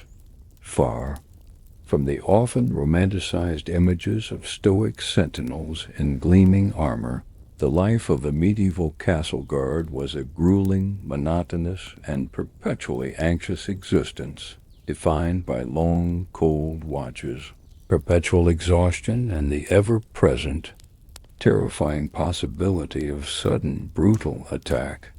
To spend a day and night as a castle guard would expose you to a level of physical and mental fatigue, constant low-level fear, and sensory deprivation that would quickly break anyone accustomed to modern security roles. Your shift as a castle guard would begin long before the sun had fully set, or often in the dead of night. There was no 9 to 5. Guard duty was a 24/7 necessity, divided into watch shifts that could last for hours, depending on the castle's size, the number of available men, and the perceived threat level. These shifts often revolved, meaning you could be on duty for 4 hours, off for 4, then back on again, leading to a constant disruption of sleep patterns. True, deep, restorative sleep would be a rare luxury. The locations of your watch were strategically chosen for defense, but were utterly devoid of comfort. You might be stationed atop a windswept battlement, exposed to the full force of the elements, rain, snow, biting winds that cut through your coarse wool clothing. Or perhaps in a dark, drafty guard room within a tower, relying on a flickering torch for light. The most exposed positions were the wall walks and the tops of towers, offering panoramic views, but also direct exposure to the cold, damp, and often oppressive silence of the night. The core duty of a guard was vigilance. This meant constantly scanning the horizon, listening for any unusual sound, and reporting anything out of the ordinary. Imagine standing motionless for hours, fighting the urge to fidget, the creeping cold, and the overwhelming desire to close your eyes. Your senses would become acutely tuned to the subtle shifts of the night. The rustle of leaves, the distant hoot of an owl, the shifting of livestock in the bailey. Every shadow could conceal a threat. Every distant sound could be a harbinger of danger. This constant hyper-alertness, coupled with physical inactivity in the cold, was incredibly draining. Communication between guards was rudimentary.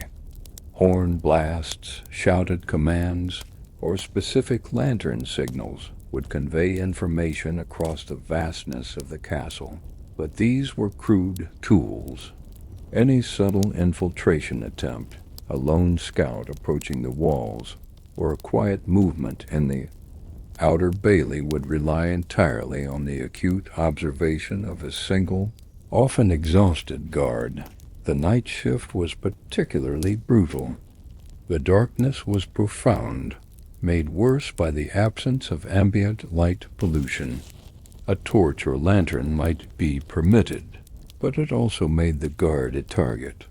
The cold intensified, and the isolation could be crushing. The mind, deprived of external stimulation, might begin to play tricks, transforming shadows into figures, or the creaking of old timbers into the approach of an enemy. Battling the urge to fall asleep was a constant struggle. Falling asleep on duty could mean severe punishment, even death, as it jeopardized the entire castle. Beyond simply standing watch, a guard's duties were varied and demanding. Patrols, regular patrols along the wall walks, through courtyards, and around key areas like the gatehouse. This often involved navigating uneven stone surfaces in the dark, dodging obstacles, and ensuring all entry points were secure. Gate duty, manning the heavy gatehouse, operating portcullises and drawbridges, and scrutinizing everyone who sought entry or exit, even in times of peace. This required judgment, suspicion, and the readiness to act, responding to alarms, the terrifying reality that any distant trumpet call or shouted warning could signal a full-scale attack. instantly transforming the monotony of watch into a desperate life-or-death battle for survival. Guards had to be ready to grab their weapons, don their armor, and rush to their battle stations at a moment's notice, often in the dark and cold. Basic maintenance. Sometimes guards might be responsible for basic tasks like checking lantern oil, ensuring weapons racks were orderly, or even sweeping their immediate post. Sleep for a castle guard was always fragmented and rarely restful.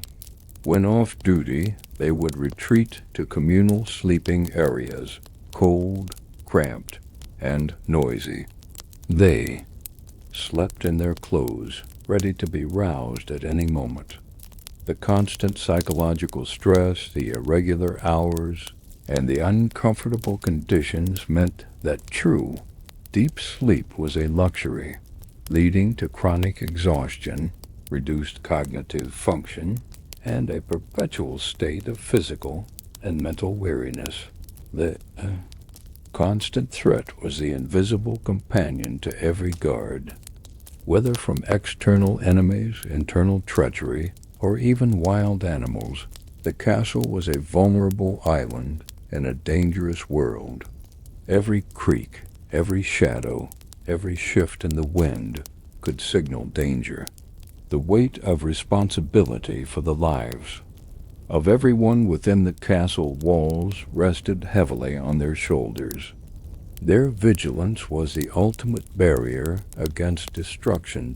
In essence, the life of a medieval castle guard was a stark embodiment of hardship, continuous physical discomfort from the elements and lack of sleep, coupled with intense psychological pressure from constant vigilance and the ever-present threat of violent death. You wouldn't last a day. The sheer exhaustion, the unrelenting cold, and the constant, nagging fear would quickly chip away at your resolve, leaving you broken and desperate for the safety and rest of a modern world. The grueling work of castle builders and repairers, a medieval castle, in its full grandeur, stands as an enduring testament to human ambition, engineering ingenuity, and most profoundly, relentless labor. These colossal structures, often taking decades or even a century to complete, were not simply built. They were wrenched from the earth and shaped by the tireless, dangerous, and utterly grueling efforts of thousands of unheralded laborers, craftsmen, and specialists.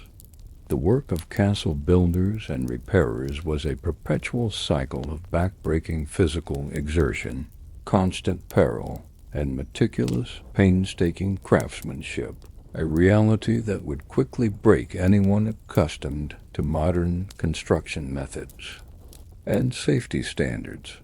Consider first the sheer scale of the undertaking.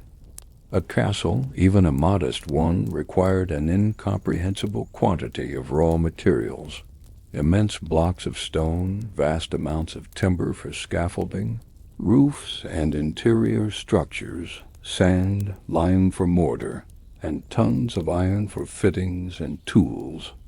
The procurement and transport of these materials alone was a monumental logistical challenge.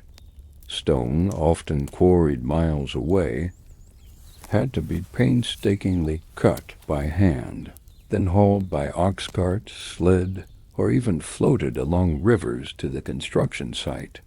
Imagine the slow, arduous process of moving multi-ton blocks without the aid of heavy machinery, relying solely on human and animal muscle power, ropes, rollers, and primitive wooden cranes.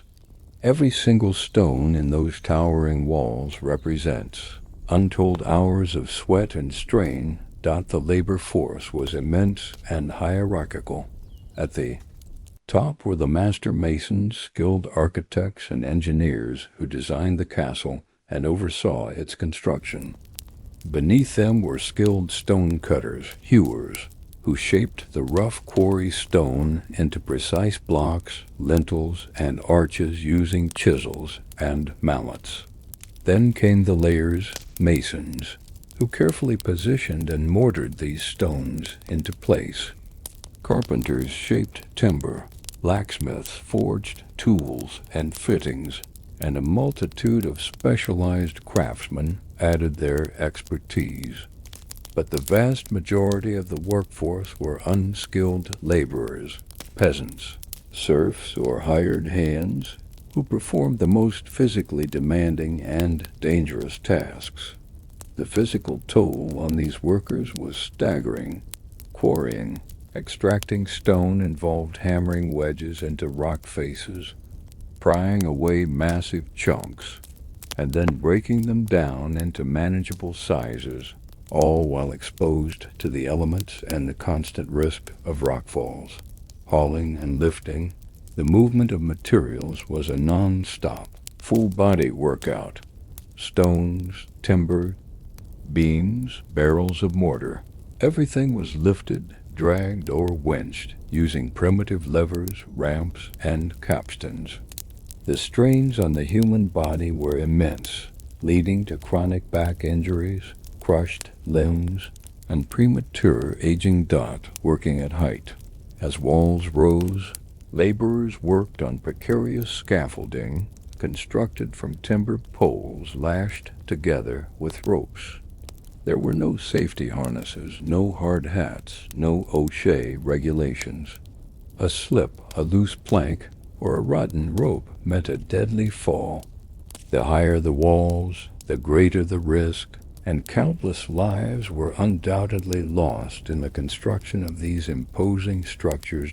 Mixing. Mortar. The production of mortar involved mixing lime, sand, and water, often by hand and foot, in large pits.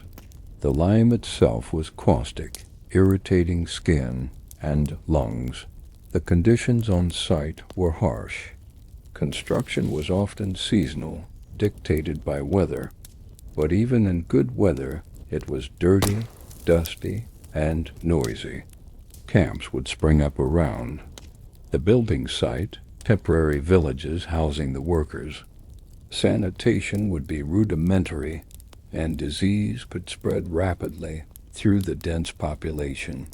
Pay for those who were paid was meager, barely enough for subsistence.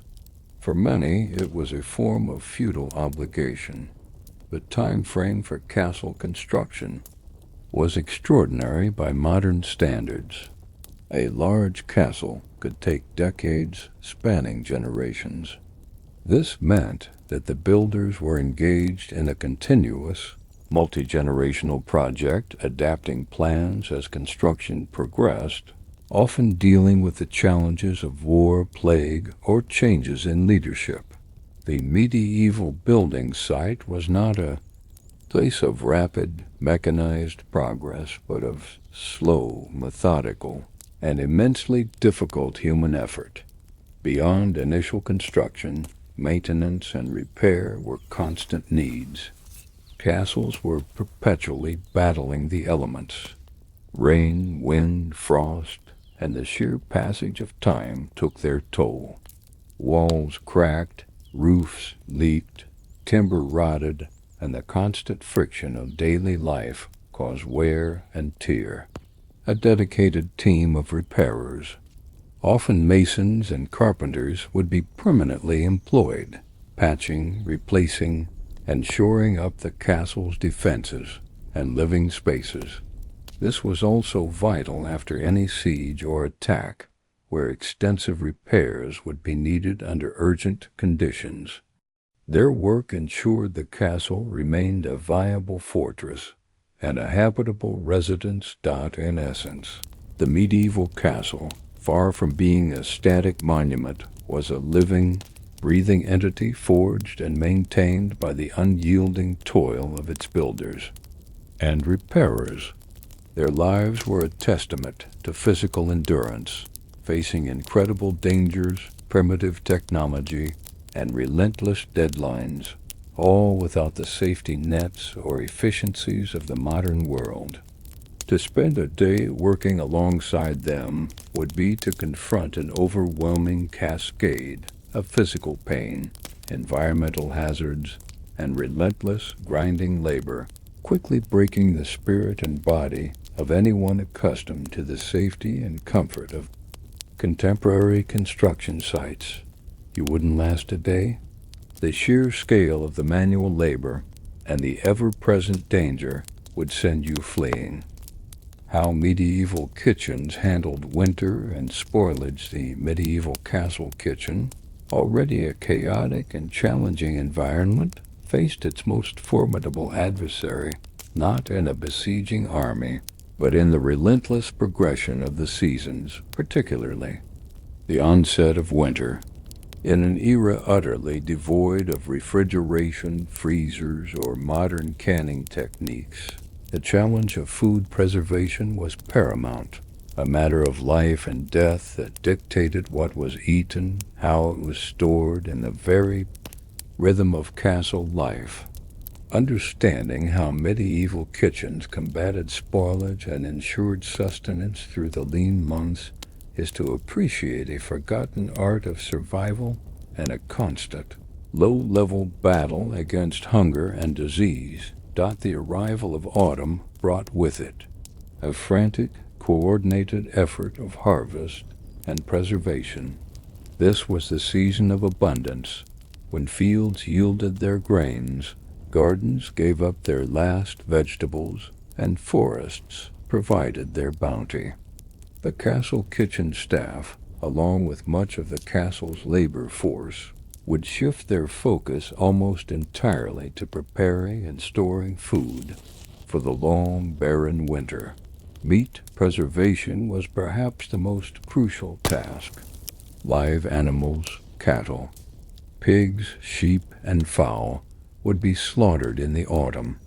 The fresh meat, if not consumed immediately, faced rapid spoilage. The primary methods of preservation were salting. This was the most common and effective method. Meat would be rubbed generously with salt, a valuable commodity in itself, which drew out moisture and inhibited bacterial growth. It was then packed tightly into barrels or large earthenware pots, often submerged in brine, salt water. This resulted in very tough, extremely salty meat that required extensive soaking before cooking to make it palatable. This process fundamentally altered the flavor and texture of the meat. Smoking. Meat and fish could also be smoked over slow-burning fires. The smoke acted as an antibacterial agent and further dried the food. Smokehouses, or designated areas within the castle, sometimes even unused garderobes, though less common for food meant for consumption, would be filled with hanging hams, bacon, and fish. Drying. For smaller cuts of meat or fish, simple air drying in cool, airy conditions was used, creating jerky-like products. The stored meat, often in the form of hams, sides of bacon, or salted barrels, would be kept in larders or cellars, cool, dark, and relatively dry spaces designed to minimize spoilage. Grain storage was equally vital. Wheat, barley, rye, and oats, harvested in summer, needed to be protected from moisture, rodents, and insects. Large quantities of grain would be stored in granaries or dry, cool cellars, often in wooden bins or sacks. Rodent control, often through castle cats, was a constant concern, as mice and rats could quickly decimate vital stores and spread disease. Vegetable and fruit preservation presented different challenges. Root vegetables, carrots, parsnips, turnips, and onions could be stored in cool, dark root cellars or buried in sand to prevent freezing and rotting. Cabbages might be hung by their roots to extend their freshness. Drying. Fruits like apples and plums, and many herbs, would be sliced and dried in the sun or near gentle fires, allowing them to be reconstituted later. Pickling. Some vegetables could be preserved in vinegar or brine, though this was less common than salting for large quantities. Dairy products had a shorter shelf life. Milk was consumed fresh or quickly turned into butter or cheese. Butter could be salted for longer preservation. Cheeses, depending on their type, could be aged for months or even years, becoming a crucial source of protein and fat through the winter. Eggs were often consumed quickly, though some might be preserved in lime water or ashdot. Beyond these specific methods, kitchen management played a crucial role in preventing waste and spoilage on a daily basis. Nose-to-tail usage. Every part of a slaughtered animal was used. Blood for puddings, offal for pies, bones for broth and stock. Nothing was wasted, born of necessity rather than modern culinary philosophy.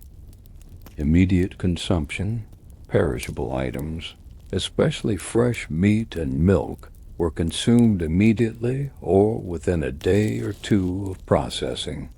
There was little margin for error. Constant vigilance. Cooks and larderers had to constantly monitor stores for signs of spoilage, mold, insects, unpleasant odors. Food found to be compromised might still be used for lower-ranking servants, or given to animals, or simply discarded. But the loss was always significant. The rotten line. What we might consider inedible today might have been consumed in the medieval period out of necessity.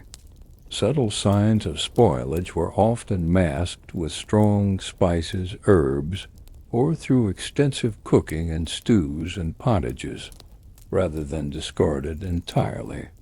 This, of course, contributed to the risk of foodborne illness. Winter itself imposed harsh realities. Supply lines could be cut by snow and ice. Hunting became more difficult, and fresh produce ceased entirely. The castle community relied almost solely on its preserved stores. The diet would become heavily reliant on salted meat, dried fish, hard cheese, root vegetables, and grains. The lack of fresh ingredients would lead to seasonal periods of less variety and reduced nutritional intake, particularly affecting vitamin levels. In essence, the medieval castle kitchen's handling of winter and spoilage was a continuous, ingenious, and often desperate act of survival. It was a complex logistical challenge, demanding immense labor, specific skills, and constant vigilance against the relentless march of decay. Without the benefit of modern refrigeration or preservation techniques, medieval cooks and larderers employed every available method to stretch the bounty of autumn through the lean months, ensuring the castle's inhabitants were fed, albeit often with a monotonous and heavily processed diet that underscored the fundamental differences in food, safety, and availability between their world and ours. The medieval castle chapel. Faith amid hardship amidst the cold stone, the pervasive smells, the relentless duties, and the constant underlying threats of a medieval castle. There stood a space that offered a profound counterpoint to the brutal realities of daily life. The chapel. Far from being a mere architectural afterthought, the castle chapel, and the religious practices it facilitated, formed the spiritual heart of the fortress. It was a place where faith provided solace, hope, and structure in a world defined by hardship, uncertainty, and sudden death. To understand life in a medieval castle, one must grasp the omnipresent and deeply ingrained role of Christian belief. a bedrock that shaped every aspect of existence, from daily rituals to the very justification of power. For the inhabitants of a medieval castle, religion was not a choice or a Sunday-only affair. It was the framework of their entire lives. The Christian worldview, as interpreted by the Roman Catholic Church, dictated the rhythm of the day, the week, and the year. Time itself was often measured by church bells, matins at dawn, lauds, prime, terce, sext, none, vespers, and compline, marking the hours of prayer, a constant reminder of divine presence. The chapel, whether a grand, consecrated edifice within the castle walls or a humble, small room set aside for worship, was where this spiritual life manifested. The chaplain or resident priest was a key figure within the castle community, responsible not just for conducting services but also for the spiritual well-being of the entire household. Their duties extended beyond the altar to include hearing confessions, offering counsel, providing last rites, and often rudimentary education. They were the spiritual guardians, ensuring the castle remained in God's good graces. Daily life for many in the castle would begin with morning prayers in the chapel. For the lord and lady, attendance at Mass was a solemn daily obligation, often seated in privileged positions near the altar. For the household, participation might vary, but all were expected to observe the major feast days and holy seasons. Even soldiers and servants, when not on critical duty, would likely be encouraged or required to attend services, finding a fleeting respite from their toil within the sacred space. The physical environment of the chapel often contrasted with the rest of the castle. While still stone, it might feature simple stained glass if the castle could afford it, frescoes or carved religious symbols that hinted at a spiritual beauty lacking in the austere living quarters. The air might smell of incense or fresh herbs and rushes strewn on the floor, providing a cleaner, more fragrant atmosphere than the rest of the castle. It was a place designed to evoke reverence and offer a sense of the divine amidst the earthly struggle. The sacraments were central to life. Baptism initiated new lives into the Christian community. Marriage, though often a political alliance for the nobility, was solemnized in the chapel. Confession offered a chance for absolution from sins, a crucial comfort in a world where sudden death was common and the fear of damnation was real. And most importantly, the Eucharist, Holy Communion, provided a direct, mystical connection to God, offering spiritual nourishment. Religious festivals and holy days were interwoven with the castle's social calendar, providing rare breaks from mundane routine. Christmas, Easter, Pentecost, and the feast days of saints were celebrated with special masses, often followed by more elaborate meals, though still adhering to fasting rules for certain days.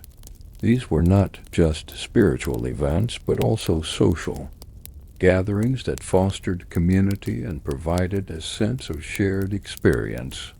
However, even these celebrations were rooted in religious observance, reinforcing the Church's omnipresent influence.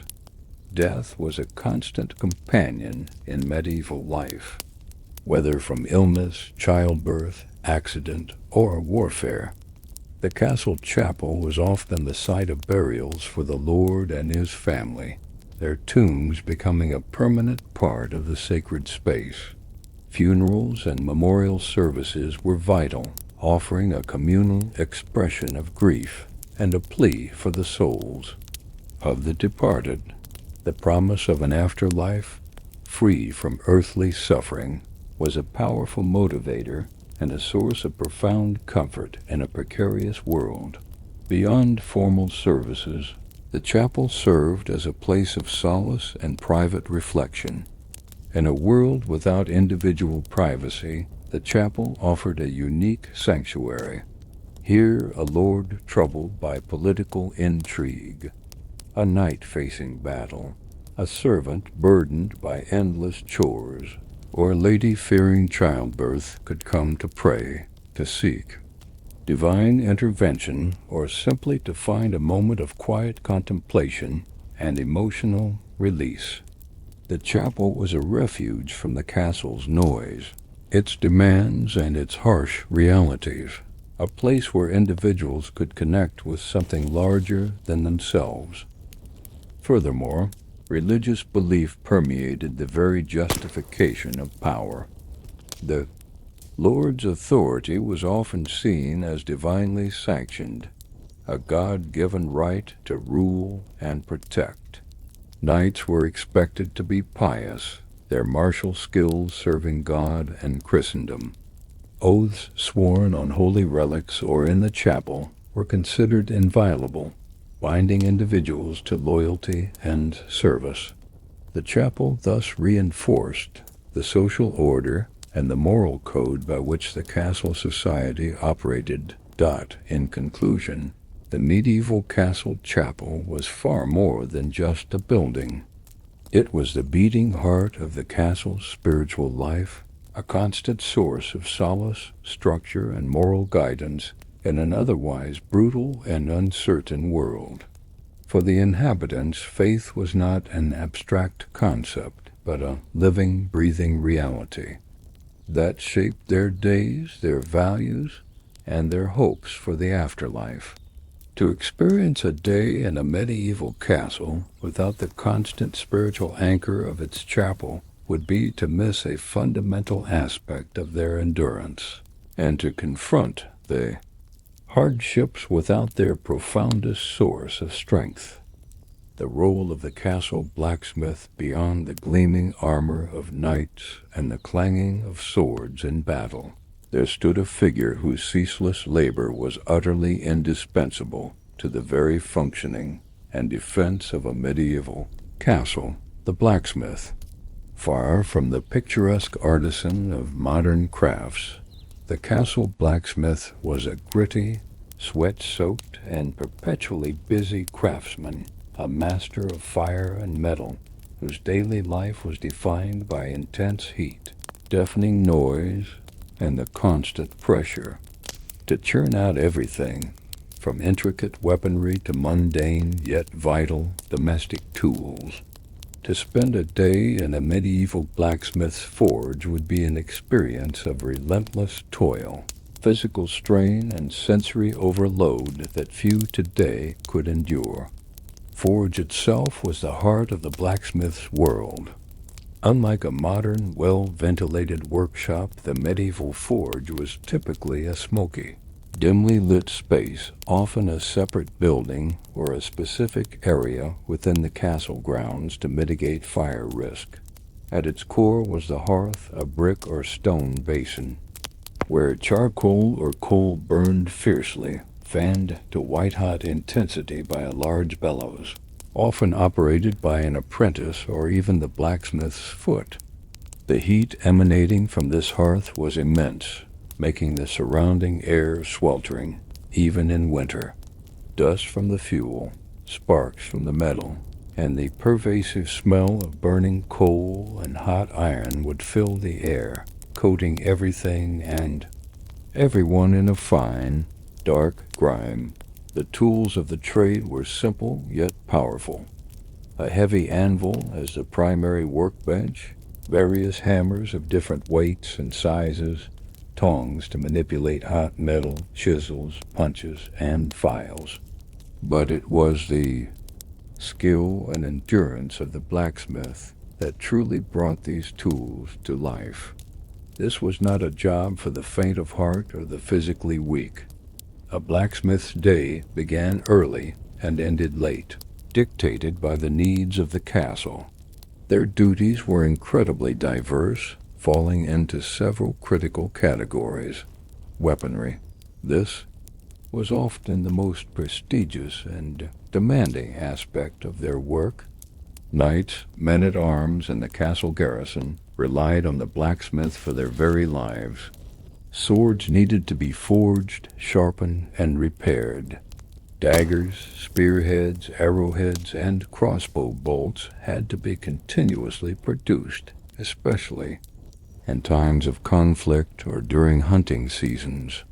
The intricate process of forging a blade involved repeated heating and hammering, folding the metal to remove impurities and increase its strength and flexibility, a process known as pattern welding for higher quality blades.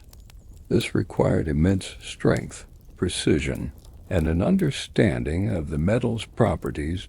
Armor, repair, and maintenance.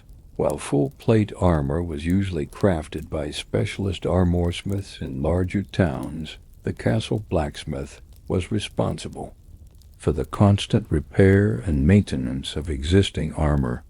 Dents needed to be hammered out, broken rivets replaced, and ill-fitting pieces adjusted. This was painstaking work, ensuring the knights were always prepared for battle. Tools for the castle. Beyond weapons, the blacksmith was vital for the castle's everyday functioning. Every facet of castle life depended on metal tools: axes for chopping wood, shovels for digging, hoes for the garden, hammers for construction, nails produced by hand, one by one, in astonishing quantities, hinges and latches for doors, and fittings for barrels and carts. Each of these required careful crafting and repair. Domestic and agricultural implements, from cooking pots and grates for the kitchen to plowshares and scythes for the castle's agricultural lands. The blacksmith was the source of essential implements that fed the castle and maintained its grounds. Even simple items like hooks, chains, and rings were the product of their labor. Horseshoeing. In a world reliant on horses for transport, warfare, and labor, the blacksmith was often also the farrier. This involved preparing horses' hooves and expertly fitting custom-made iron shoes, a skilled job that directly impacted the mobility and effectiveness of the castle's cavalry. The physical toll of this work was immense. Imagine wielding a heavy hammer for hours on end, striking hot metal with precise, powerful blows. The sheer force required, the repetitive motions, and the constant exposure to extreme heat would lead to chronic fatigue, muscle strain, and a host of ailments. The intense heat from the forge, combined with the physical exertion, meant constant sweating and the risk of dehydration. Burns were an ever-present danger, as were eye injuries from flying sparks or metal fragments. The constant, deafening clang of hammer on anvil would contribute to hearing loss, a common affliction among blacksmiths. Moreover, the blacksmith worked under constant pressure. Their output directly impacted the castle's readiness for war, its ability to feed itself, and its general maintenance. There was no off-season. Weapons were always needed, tools broke, and horses lost shoes. The demand was ceaseless, and the castle relied entirely on their skill and endurance. A good blacksmith was highly valued, but their value was earned through sweat, grime, and unremitting effort. In essence, the medieval castle blacksmith was not just a craftsman. They were a vital, tireless engine of the castle's survival and power. Their forge was a microcosm of medieval industry, hot, noisy, dangerous, and utterly indispensable. To spend a day in their shoes would be to experience an overwhelming symphony of heat, noise, and physical exhaustion, a testament to the sheer, gritty labor required to sustain life in a medieval fortress. You wouldn't last a day. The relentless hammering, the searing heat, and the pervasive grime would quickly break even the hardiest modern individual. What did medieval nobles actually eat? When Hollywood depicts medieval feasts, it often paints a picture of lavish tables groaning under the weight of roasted suckling pigs, towering pies, and endless goblets of wine, all consumed with reckless abandon by boisterous lords and ladies. While moments of such opulence certainly occurred, they were far from the daily norm.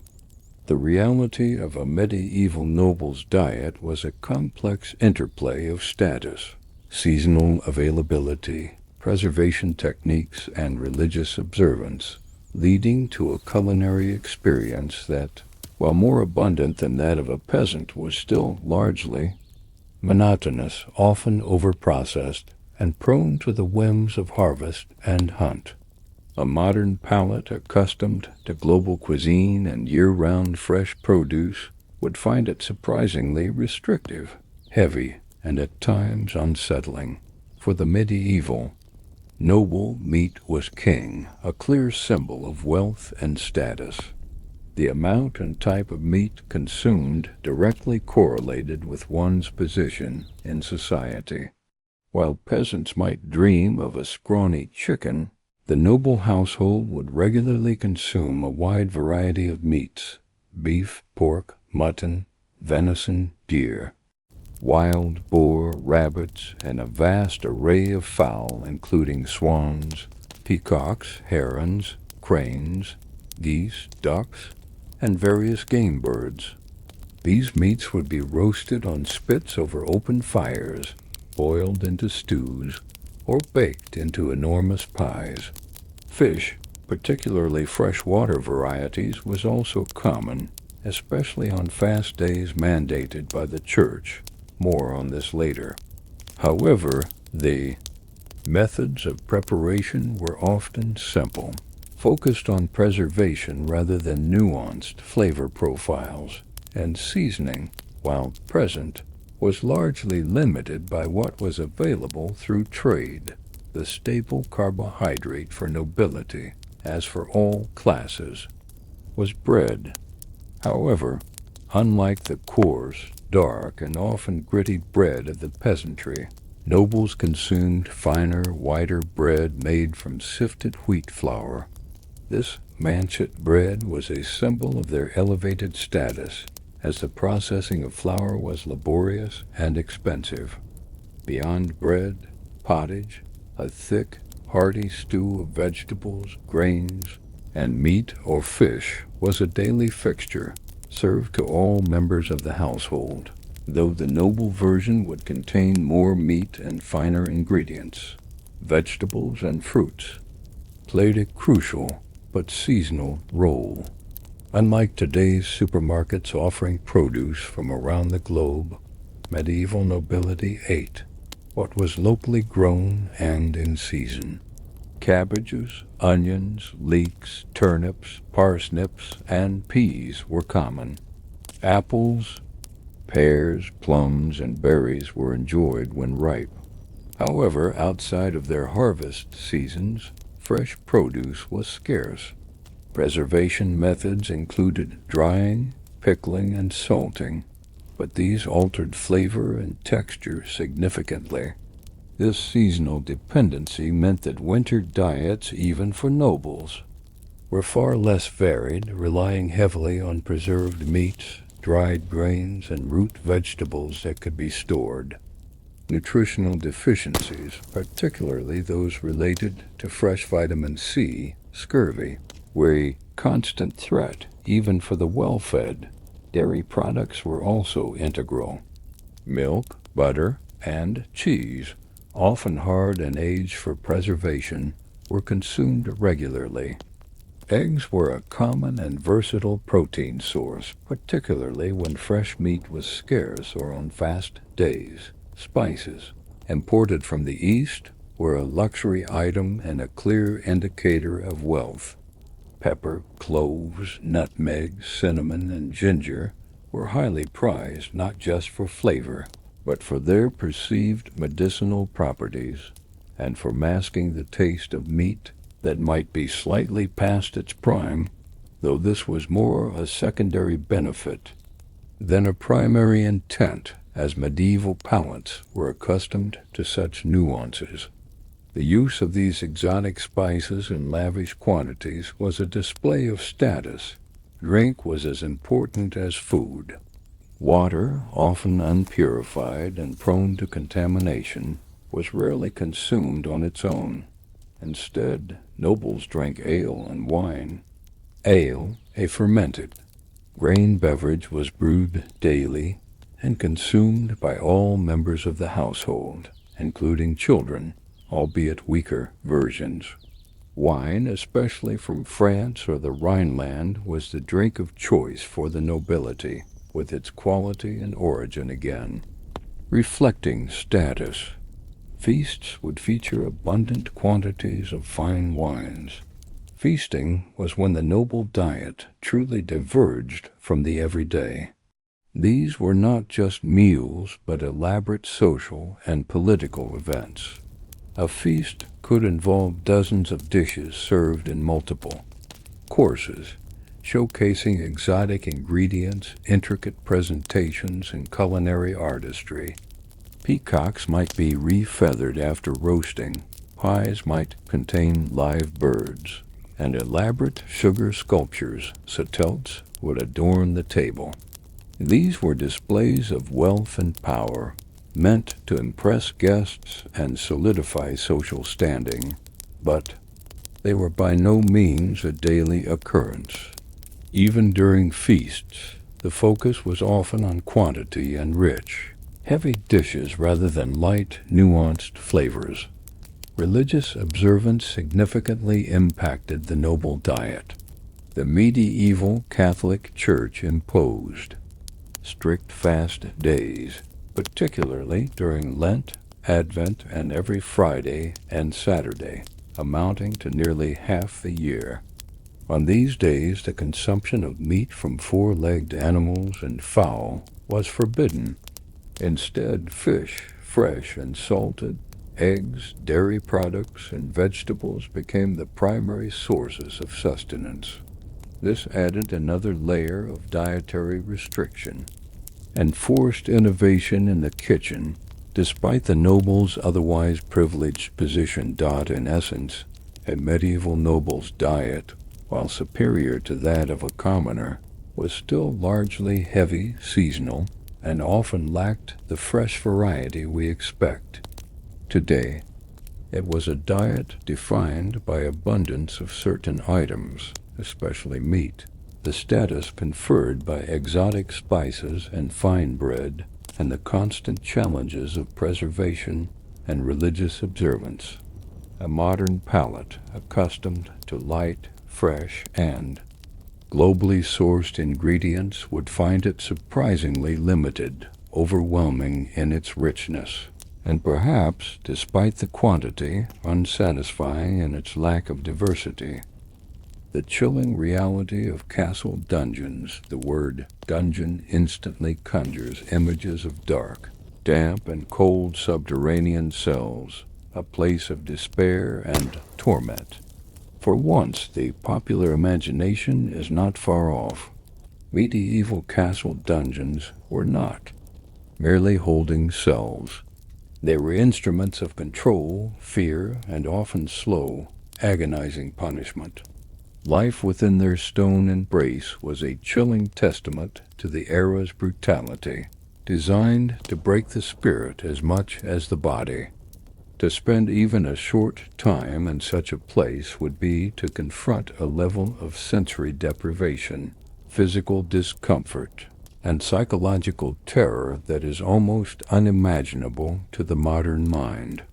The architecture of a castle dungeon, often referred to as an oubliette, from the French oublier, to forget, was grimly functional. These were typically small, windowless chambers located deep within the castle's foundations, often beneath the keep, gatehouse, or even the main hall. Access was usually through a murder hole or a narrow opening in the ceiling, through which prisoners were lowered, or less commonly through a heavy bolted door.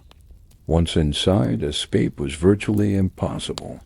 The walls were thick, unyielding stone, perpetually cold and often seeping with moisture, leading to a pervasive, bone-chilling dampness that gnawed at the joints and seeped into clothing. Light was a luxury denied. Most dungeons were pitch black, relying only on a sliver of light from the access hole when opened, or perhaps a flickering, smoky torch held by a guard. This profound darkness contributed significantly to the psychological torment, disorienting prisoners and stripping them of any sense of time. The lack of natural light made it impossible to distinguish day from night, blurring the boundaries of reality and plunging the captive into a world of endless, oppressive gloom. The only sounds might be the drip of water, the scuttling of unseen creatures, or the distant echoes of life above, serving only to highlight the prisoner's isolation. The air quality in a medieval dungeon would be suffocating. With no ventilation other than the access point, the air would be stagnant, heavy with the smell of mold, stale food, and most potently, human waste. Sanitation, already rudimentary in the rest of the castle, was non-existent in the dungeon. Prisoners were left to relieve themselves in the corner of their cell, or into a crude bucket that was rarely emptied.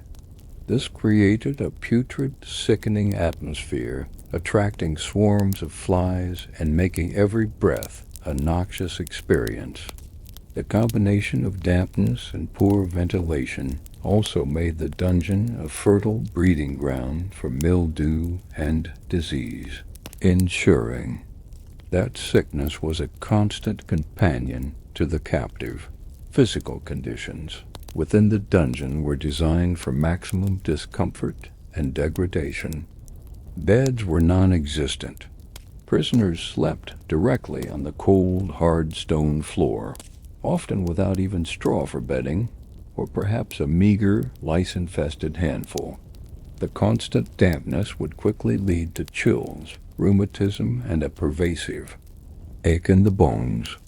Space was often minimal, forcing prisoners to remain hunched or cramped, further contributing to physical pain and atrophy.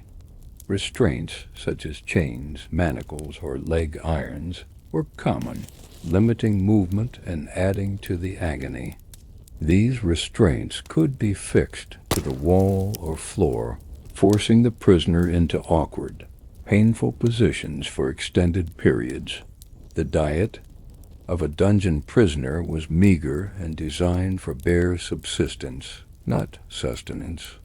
Often it would consist of stale bread and tainted water, delivered infrequently and without ceremony. This deliberate deprivation of proper nourishment led to rapid weight loss, weakness, and vulnerability to disease. The combination of malnutrition, poor hygiene, and constant damp would quickly lead to scurvy, dysentery, fevers, and various skin afflictions. Medical attention, if any, was rudimentary and rare, often reserved only for prisoners of high ransom value. For the common captive, illness in the dungeon was a slow death sentence. Beyond the physical torment, the psychological impact of dungeon life was perhaps the most chilling. The isolation was profound. Stripped of human contact, light, and any sense of time, a prisoner's sanity would slowly erode.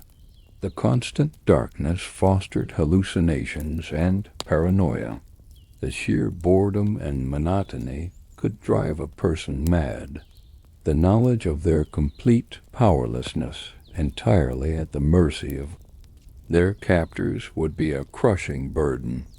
For prisoners awaiting trial or execution, this psychological torment would be compounded by the crushing weight of their uncertain fate. Whispers of other prisoners, or the distant sounds of torture, if the castle had a dedicated torture chamber, would only add to the terror. Dungeons were not just for criminals. They also housed political prisoners, rivals, or those awaiting ransom. The treatment could vary, with high-status prisoners sometimes receiving slightly better provisions if they were deemed valuable. However, the core elements of discomfort, darkness, and isolation remained. The chilling reality was that for many, the dungeon was a place where they were literally forgotten, left to waste away until death claimed them, to endure a day, let alone weeks, months, or years in a medieval castle dungeon, would be an unimaginable ordeal. The cold, the stench, the darkness, the isolation, the hunger, and the constant battle against illness and despair would strip away every vestige of a person's physical and mental well-being. It was a place designed not just to hold, but to punish, degrade, and ultimately to consume those unlucky enough to be cast into its depths. Medieval castle defenses. More than just walls and moats, when one pictures a medieval castle, the mind immediately conjures images of towering stone walls, formidable battlements, and perhaps a deep, dark moat. These iconic features were indeed the bedrock of a castle's defense, visual declarations of impenetrable strength. However, the true efficacy of a medieval castle's defensive system extended far beyond these static architectural elements. It was a complex, multi-layered strategy involving ingenious design, constant vigilance, psychological warfare, and a deep understanding of both siegecraft and the human element. To truly appreciate a castle's defensive prowess is to understand that its strength lay not just in its stone, but in its holistic and often brutal integration of physical barriers, active measures, and the preparedness of its inhabitants. The physical architecture was, of course, paramount. Walls, curtain walls. These were not just single barriers, but often comprised multiple layers. The outer curtain wall, frequently punctuated by towers, would be the first line of defense.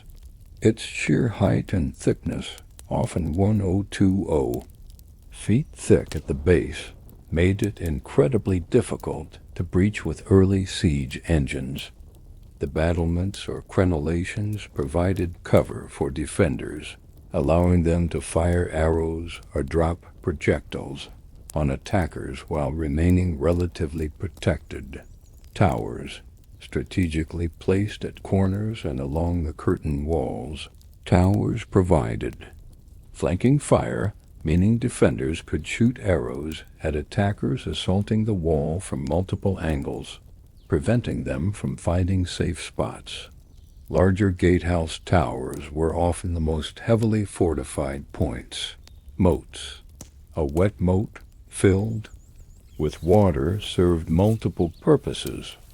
It made it difficult for attackers to bring siege towers or battering rams close to the walls, forcing them to build causeways under fire. It also acted as a psychological barrier and helped to prevent tunneling, sapping beneath the walls. Dry moats, ditches, were equally effective at creating an obstacle, often studded with sharpened stakes. Gatehouses. These were complex defensive nightmares for an attacker. They weren't just simple doorways, but often multi-story fortresses in themselves, incorporating a series of deadly features. Portcullises. Heavy, iron-shod wooden grills that could be rapidly dropped to block an entrance. There were often 2 or more in succession. Murder holes, meurtriers, openings in the ceiling above the entrance passage through which defenders could drop stones, boiling water, hot sand, or quicklime onto attackers trapped below dot-arrow slits. Loopholes, narrow vertical openings designed to allow archers to fire outwards while offering minimal target to attackers. Barbicans, outermost defensive works, often freestanding towers or walls designed to control the approach to the main gate, forcing attackers into a vulnerable path. Beyond these static defenses, active defensive measures were crucial. Projectiles, archers and crossbowmen were positioned on battlements and in towers, raining down arrows and bolts. Trebuchets or ballistas, large crossbows, within the castle could hurl heavy stones at enemy siege engines or formations. Boiling liquids, hot sand. While boiling oil is largely a myth too precious to waste, hot water, quicklime, or even just heavy stones dropped from battlements or murder holes were devastatingly effective.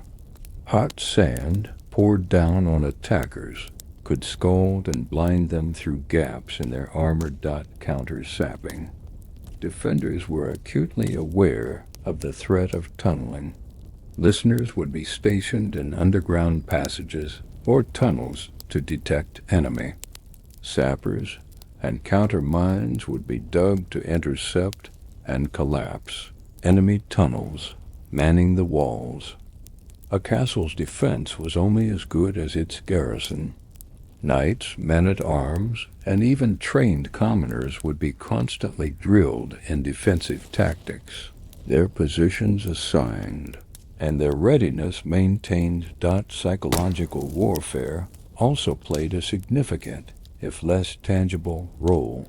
The sheer size and impregnability of a castle could demoralize an attacking army before the first arrow was fired. The sight of a well-manned wall, with banners flying and a disciplined garrison, often led to sieges being abandoned or negotiated. Conversely, the defenders themselves needed strong morale, fueled by faith, loyalty, and the grim determination to protect their home and their lord. Mocking or taunting the enemy from the walls was a common tactic. Internal politics and preparedness were as vital as stone and steel. A strong, united leadership within the castle was paramount. The lord, or his appointed castellan, had to ensure adequate supplies. A castle under siege needed immense stores of food, water, and fuel for the garrison and inhabitants, sometimes for months or even a year. Without these, even the strongest walls were useless against starvation. A well-trained garrison, soldiers needed constant training in archery, melee combat, and the specific defensive procedures of the castle. Loyalty. A castle could be betrayed from within. Internal divisions, disgruntled servants, or disloyal knights could open gates or reveal weaknesses, making loyalty a critical, though often fragile, defensive asset. Intelligence. Knowing the enemy's strength, plans, and movements was crucial for preparing an effective defense or launching a successful sally, a sudden attack from the castle. Finally, the castle's defenses were a testament to endurance and attrition. Sieges were long, brutal affairs. The goal of the attacking force was often not to breach the walls directly, but to starve out the defenders, break their morale, or force a surrender. A castle's defensive system was designed to buy time, to make the cost of attack prohibitively high, and to wear down the enemy until they gave up. Every design choice, from the thickness of a wall to the location of a well, contributed to this ultimate goal of outlasting the BESIEGER dot. In essence, a medieval castle was a multifaceted defensive machine, a symbiotic blend of passive architectural might and active human vigilance. Its defenses were an intricate dance between overwhelming physical barriers, ingenious traps, and the sheer will and training of its inhabitants. It was a testament to survival in a brutal world where every stone, every archer, and every prepared meal contributed to its ability to stand, a formidable guardian against the relentless tides of conflict. How the castle kitchen worked, or didn't. Step into the medieval castle kitchen, and any romantic notions of quaint, bustling efficiency quickly dissipate into a haze of smoke, heat, and cacophony. Far from the pristine, meticulously organized culinary spaces of today, the castle kitchen was a chaotic, often dangerous, and perpetually grimy hub that operated on brute force, limited technology, and an unyielding demand for food for hundreds of mouths. It was a place of ceaseless labor, immense pressure, and sensory overload that would shock anyone accustomed to modern culinary conveniences. The very architecture of the medieval kitchen often set the stage for its challenges.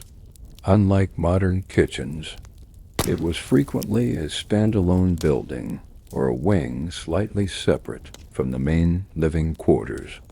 This was a deliberate design choice, necessitated by the constant threat of fire. Despite the stone construction of castles, the presence of roaring, open flames, stored firewood, and greasy, flammable cooking byproducts made fire a terrifying and ever-present danger. Even with this separation, the kitchen was still very much at the heart of the castle's daily rhythm, a hub of activity from dawn until late into the night. At the core of the medieval kitchen were its enormous open hearths and fire pits. There were no gas stoves or electric ovens. All cooking, from roasting and boiling to baking and smoking, relied on carefully managed wood fires. Imagine an enormous fireplace, often big enough for a person to stand inside, where massive logs constantly burned. Above these fires, spits laden with entire animals, oxen, pigs, deer, would be turned manually for hours, a grueling task often assigned to younger servants or turnspits. Kettles, often gargantuan, would hang directly over the flames, bubbling with stews, pottages, or water for scalding. The heat emanating from these fires, especially in summer, would be suffocating, turning the kitchen into a sweltering inferno. Smoke was an inescapable reality. While some kitchens had rudimentary chimneys, they were often inefficient. The air would be perpetually thick with the acrid smell and visual haze of wood smoke, stinging the eyes, coating the lungs, and blackening every surface. Cookware, walls, and even the cooks themselves would be perpetually coated in soot and grease. Ventilation was poor. Opening doors or shutters might provide some relief, but would also introduce cold drafts in winter or flies in summer. The preparation of food was an incredibly labor-intensive process, demanding a large, specialized staff. There were no pre-packaged ingredients, no blenders, no food processors. Every single item had to be processed from its raw form. Butchers would hack apart fresh carcasses, often hanging directly in the kitchen or an adjacent larder, creating a bloody, visceral scene. Pluckers would tirelessly defeather fowl, Scullions would spend hours scrubbing pots and pans, often using sand or ash as abrasives in cold, greasy water without the benefit of soap. The sheer volume of dishes, especially after a feast, would be staggering. Chopping and grinding were endless tasks. Vegetables, herbs, and spices had to be hand-chopped, pounded in mortar, or ground with quernstones. Bakers needed enormous quantities of dough by hand. Stoking massive ovens, often separate from the main hearth, to bake bread for the entire castle. Sauce makers and pastry cooks worked with a precision that belied the chaos, often relying on medieval cookbooks that contained few measurements. Relying instead on experience and intuition, the logistics of ingredients added another layer of complexity. Food was sourced locally and seasonally. Supplies varied wildly based on harvest, hunting success, and trade. Large quantities of perishable goods had to be consumed quickly or preserved through salting, smoking, or drying, often right within or near the kitchen area. This meant constant activity with fresh deliveries of live animals, sacks of grain, and baskets of produce, all requiring immediate processing or storage. The larder, a cool, dark room, would be filled with barrels of salted meat, dried fish, cheese, and hanging cured hams, creating its own distinct set of smells. Hygiene, by modern standards, was practically non-existent. While medieval cooks likely kept their personal areas as clean as possible, given the constraints, a kitchen itself was a battleground against contamination. Flies swarmed, attracted to food scraps and animal byproducts. Rats and mice were an ever-present menace, drawn by the abundance of food, and would constantly scurry through storage areas.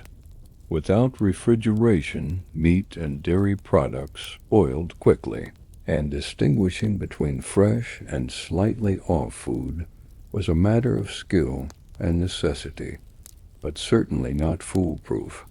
The very act of preparing food in an environment exposed to dust, smoke, and vermin meant a constant, unavoidable risk of foodborne illness, which, given the primitive medical care, was often fatal. The pressure on the kitchen staff was immense. Feeding hundreds of people, from the high-status lord and his family to the lowliest servant and soldier, 3 times a day, every day, required meticulous planning and relentless effort. Special occasions like feasts or the arrival of important guests would multiply the workload exponentially, demanding exotic ingredients, complex dishes, and round-the-clock preparation. Errors were not merely inconvenient. They could be costly, lead to hunger, or even incur the wrath of the Lord. In essence, the medieval castle kitchen was a raw, visceral, and demanding environment. It was hot, smoky, noisy, and perpetually on the edge of chaos.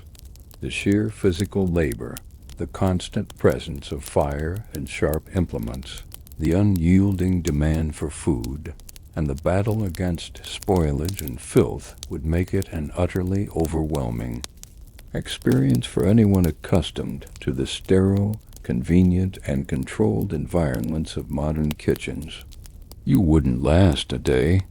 The heat, the smoke, the relentless work, and the pervasive grime would quickly drive you out. The medieval castle latrine, a smelly truth among the many uncomfortable realities of medieval castle life. Few concepts are as starkly different from our modern existence as sanitation, or more accurately, the severe lack thereof. At the heart of this discomfort, both physical and olfactory, lay the castle latrine. Far from the clean, porcelain conveniences of today, the medieval toilet was a crude, often malodorous, and fundamentally unhygienic necessity that played a significant role in the daily struggles and health challenges of castle inhabitants.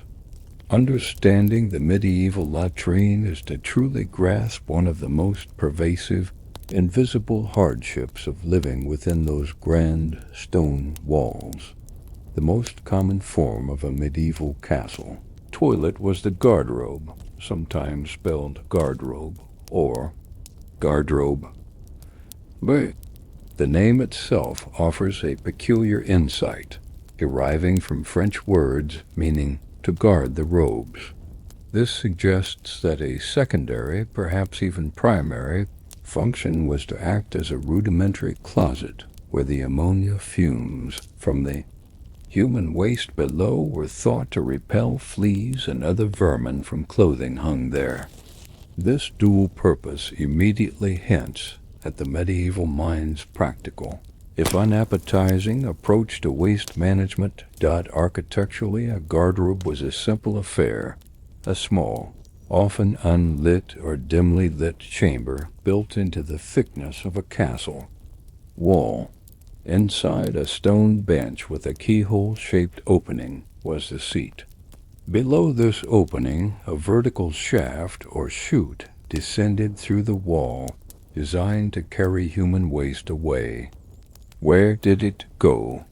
The most common destinations were directly into the moat surrounding the castle, into a specially dug cesspit at the base of the wall, or less commonly, directly onto the steep slope of the castle mound, allowing it to eventually wash away or accumulate.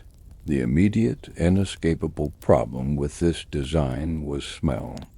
Gravity might pull the waste down, but it couldn't contain the accompanying effluvia. The chutes often acted like chimneys in reverse, drawing foul odors from the accumulating waste below directly up into the garderobe chamber and, crucially, into any adjacent living quarters. On warm days, the stench would be overwhelming. Imagine a perpetual, inescapable miasma of raw sewage hanging in the air, particularly near the latrine towers or in the lower parts of the castle. This was not a fleeting odor. It was a constant, pervasive presence that medieval inhabitants simply had to endure, often masking it with strong perfumes, herbs, or by simply becoming desensitized to it. Beyond the smell, garderobes were a breeding ground for filth and disease. Despite the vertical chute, waste often splattered, clung to the stone walls of the shaft, and built up in the receiving cesspit or moat. There was no flushing mechanism beyond perhaps an occasional bucket of water poured down, a rare and laborious act. This created a perpetually damp, warm, and nutrient-rich environment, ideal for bacteria, fungi, and, critically, vermin.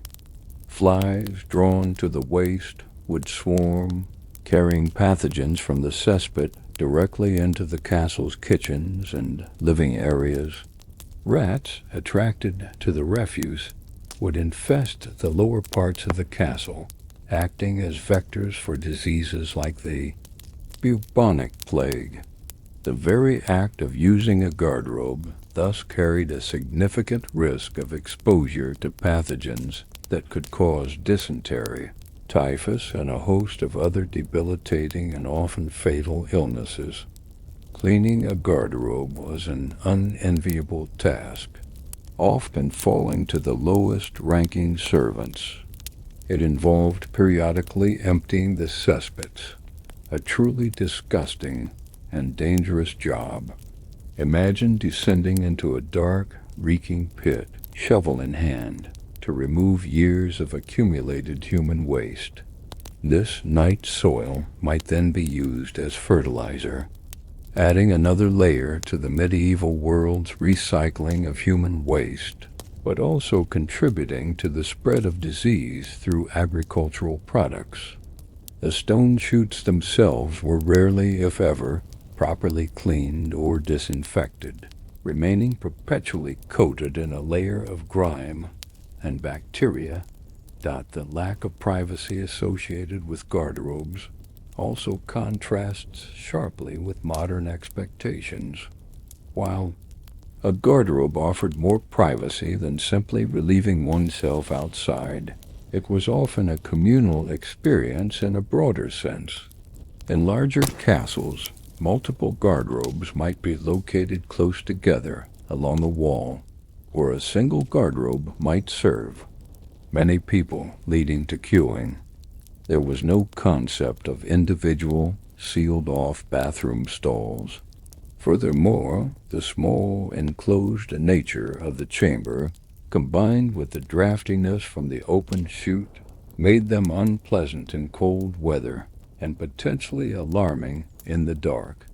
For those of even lower status or in smaller, less grand fortifications, even a garderobe might be a luxury. Soldiers might use large communal pits in the outer bailey, or simply relieve themselves wherever convenient, contributing to the general unsanitary conditions of the castle grounds. This casual disposal of waste meant that pathways, courtyards, and even parade grounds could be contaminated, especially after rain, when waste might wash into areas where people lived and worked. In summary, the medieval castle latrine, the garderobe, was a crude and malodorous necessity. It represented a constant source of discomfort, a breeding ground for disease, and a stark reminder of the fundamental differences in sanitation practices between then and now. The pervasive stench, the risk of illness, the constant presence of vermin, and the sheer unpleasantness of the act itself would be an immediate and overwhelming assault on anyone accustomed to the clean, private, and hygienic facilities of modern life. It's a smelly truth that underscores just how challenging even the most basic human functions were within the stone walls of a medieval castle. What it was really like to sleep in a medieval castle, forget the plush mattresses, climate-controlled rooms, and private sanctuaries of modern bedrooms. The reality of a night's sleep in a medieval castle was a far cry from restful. It was a constant battle against biting cold, persistent damp, unyielding surfaces, and the relentless company of unseen, unwelcome inhabitants. To truly understand, one must discard every contemporary notion of comfort and embrace a sensory experience dominated by discomfort, itch, and the pervasive chill of ancient stone. Your journey into medieval slumber would begin not with slipping under a soft duvet, but with confronting the overwhelming cold and pervasive drafts. Castles, magnificent as they were built for defense, not insulation. Their colossal stone walls, while excellent at repelling invaders, were equally efficient at radiating the chill of the outside world directly into every chamber. Even on a summer's day, a castle's interior retained a cool, damp quality, like a perpetual cellar. In winter, it transformed into an icebox. Imagine a bedroom where your breath plumed visibly in the air, and frost might cling to the inside of the unplastered stone walls. Windows, where they existed, were often unglazed openings covered only by wooden shutters, or perhaps a thin sheet of oiled parchment or stretched animal bladder, offering minimal barrier to the biting wind. Every crack in the masonry, every ill-fitting door, served as a conduit for relentless drafts that snaked across the floor and up through whatever meager coverings you possessed. For the lord and lady, a grand four-poster bed with heavy velvet or wool curtains offered a crucial, albeit primitive, defense. Drawing these thick drapes created a small, slightly warmer microclimate within, a desperate attempt to trap body heat against the vast, frigid expanse of the room. Without such a luxury, the common castle, inhabitant a guard, a servant, a foot soldier slept exposed to the full brunt of the cold, their nights punctuated by shivers and the constant desire for more warmth. The beds themselves were a testament to practicality and necessity over any concept of luxury. For the vast majority, a bed was often little more than a straw mattress or a pallet laid directly on the hard stone or packed earth floor. These mattresses were rudimentary sacks, typically made of coarse linen or canvas, stuffed with dried straw, rushes, or sometimes even leaves. While cheap and readily available, they offered scant cushioning. Picture the constant rustling and crunching with every toss and turn, the brittle stalks poking through the fabric, creating an uneven, lumpy, and unyielding surface that quickly molded to uncomfortable hollows. Over time, the straw would compact, decompose, and become a haven for vermin and dampness. Such a bed provided no ergonomic support. Waking with aching backs, stiff necks, and numb limbs was a daily reality. Even for the castle's nobility, true, comfort was a relative term. Their mattresses might be stuffed with feathers or down, providing a softer experience. These would often rest upon a wooden frame strung with ropes or leather straps, which acted as a rudimentary spring system. The familiar phrase, "sleep tight, don't let the bedbugs bite," directly references these ropes, which needed to be tightened regularly to prevent the mattress from sagging excessively. Despite the feather stuffing, these beds lacked the contouring, support, and plushness of modern mattresses, meaning even the Lord could wake with aches. Perhaps the most universally shared nocturnal torment was the incessant companionship of parasites. Fleas, lice, and bedbugs were not an occasional nuisance. They were a constant, unavoidable fact of medieval life. They thrived in the close quarters, the general lack of personal hygiene, and the very structure of the bedding itself. Straw mattresses were ideal breeding grounds. Imagine trying to drift off to sleep only to be roused by the distinct prickle and itch of tiny creatures crawling across your skin, their bites leaving angry, raised welts that demanded to be scratched. The constant irritation would make deep, uninterrupted sleep a rare and cherished luxury. It wasn't just discomfort. These parasites were active vectors for debilitating and often fatal diseases, contributing significantly to the rampant illnesses that plagued medieval populations. While some efforts were made to deter them, such as placing aromatic herbs like lavender, sweet woodruff, or pennyroyal within bedding, their effectiveness was limited against the sheer scale of the infestations. Changing and airing out straw mattresses was a chore, but truly eradicating an infestation required a level of cleanliness and pest control unknown to the age. Privacy was a luxury almost entirely absent in a medieval castle. Even the lord and lady would typically have personal attendants, such as pages or squires, sleeping on simple pallets on the floor of their bedchamber, ready to assist at any moment. For everyone else, communal sleeping was the absolute norm. Soldiers might share crowded barracks, servants would bed down in the great hall, or a shared antechamber, often a dozen or more individuals side by side. Imagine the cacophony: snoring, coughing, restless turning, whispered conversations, and the various sounds of bodily functions in a world without dedicated, private facilities. This lack of personal space meant constant sensory input from your fellow sleepers, making deep, restorative sleep even harder to achieve. Beyond the immediate bed and its inhabitants, the pervasive smells of the castle would follow you to your sleep. Even with a drawn bed curtain, the air quality would be poor. The lingering odors of the day's cooking, the distinct smell of unwashed bodies, the pervasive stench from the garderobes, and the ever-present smoke from the hearths would combine into a heavy, unmoving atmosphere.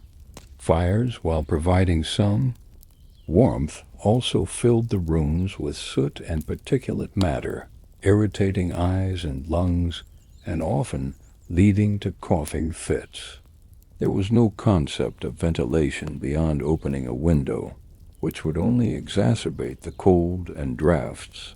Finally, the very unpredictability and insecurity of medieval life would plague your slumber. There was no guarantee of safety. The castle, for all its strength, was a fortress in a dangerous world.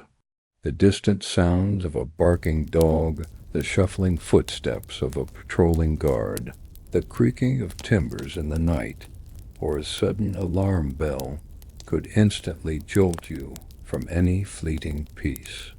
The constant threat of attack, fire, or the rapid spread of illness meant that true, deep relaxation, free from worry, would be an exceptional luxury.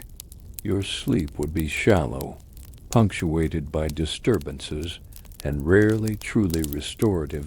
In essence, sleeping in a medieval castle was not a retreat into comfort, but an endurance test.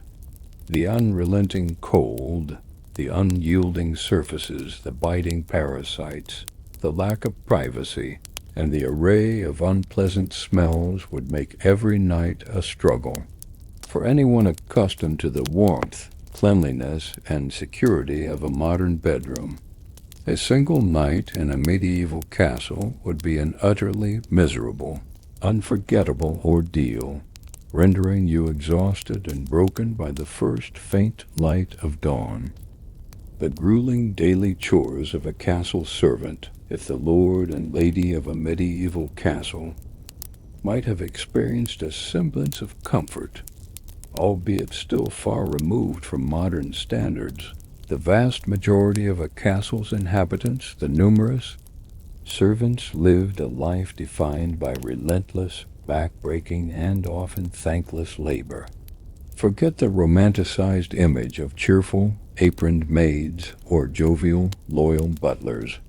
The reality of a medieval castle servant's daily existence was a grueling regimen of dawn to dusk toil, dictated by the unforgiving rhythms of the sun, the seasons, and the insatiable demands of their feudal masters.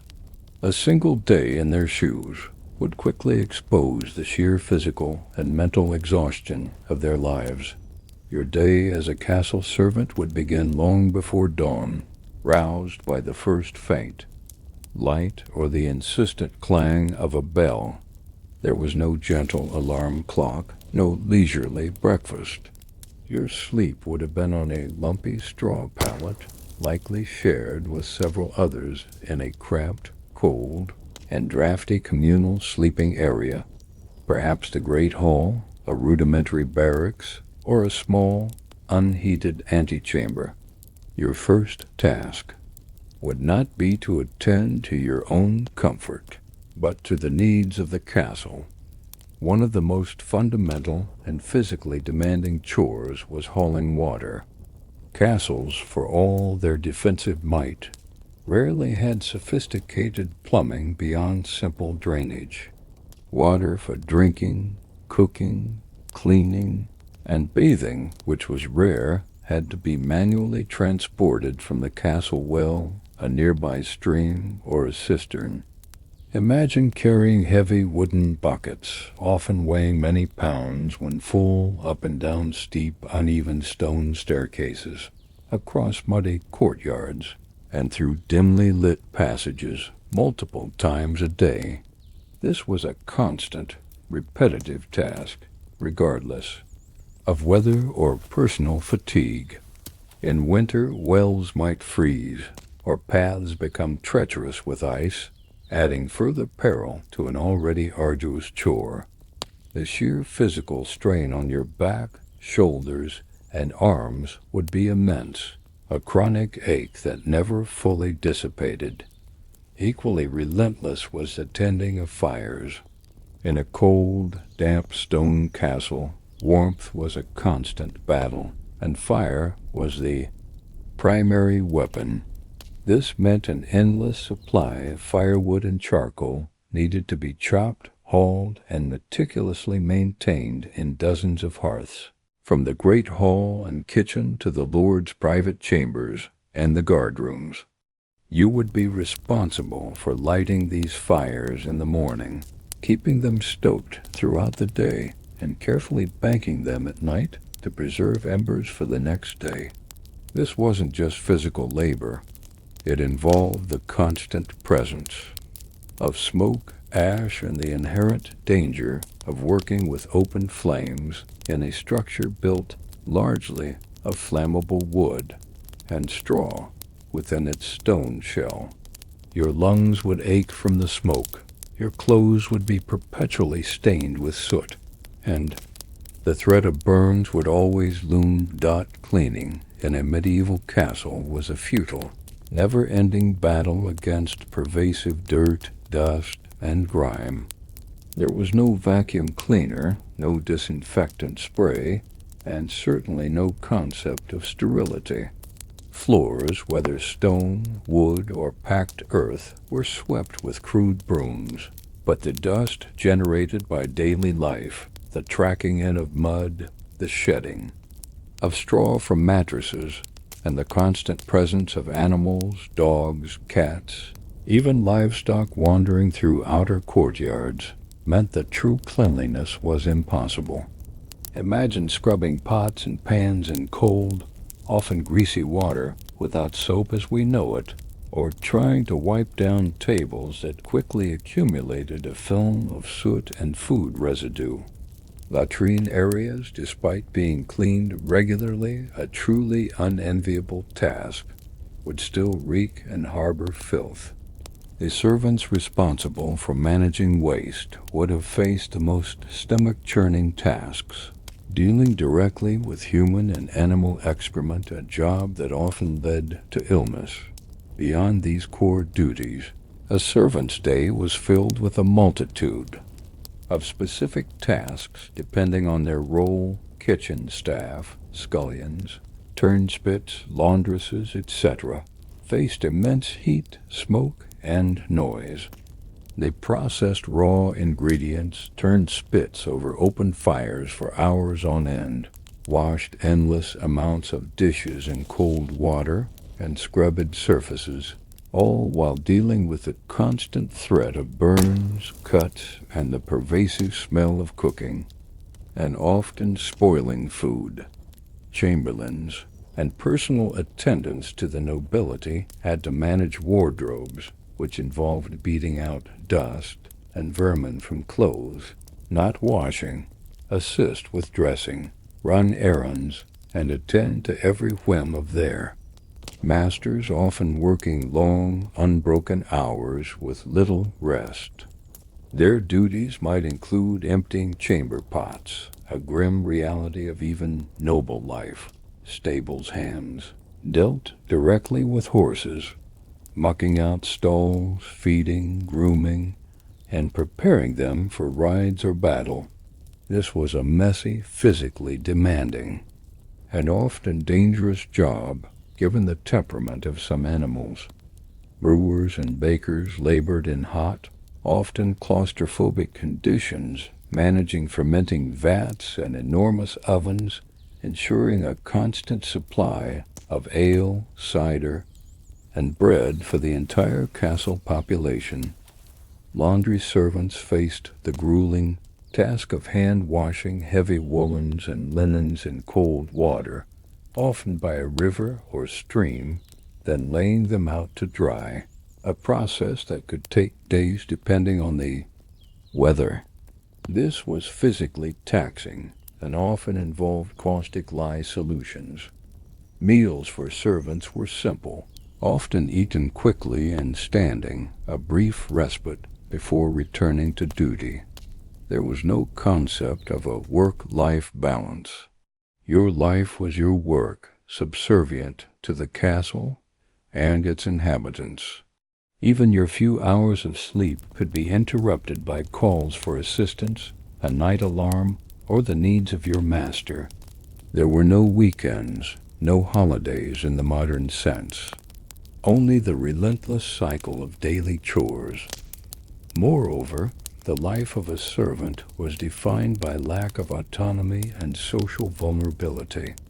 You were at the mercy of your employers. Disobedience or inefficiency could lead to harsh punishment, reduced rations, or even dismissal, which for many meant starvation or becoming a beggar. There was little opportunity for advancement or education. Your identity was intrinsically tied to your role, and your labor was a perpetual sacrifice to the upkeep and defense of the castle and the lifestyle of its elite. In essence, a medieval castle servant's day was a relentless marathon of physical exertion, unhygienic conditions, monotonous tasks, and constant subjugation.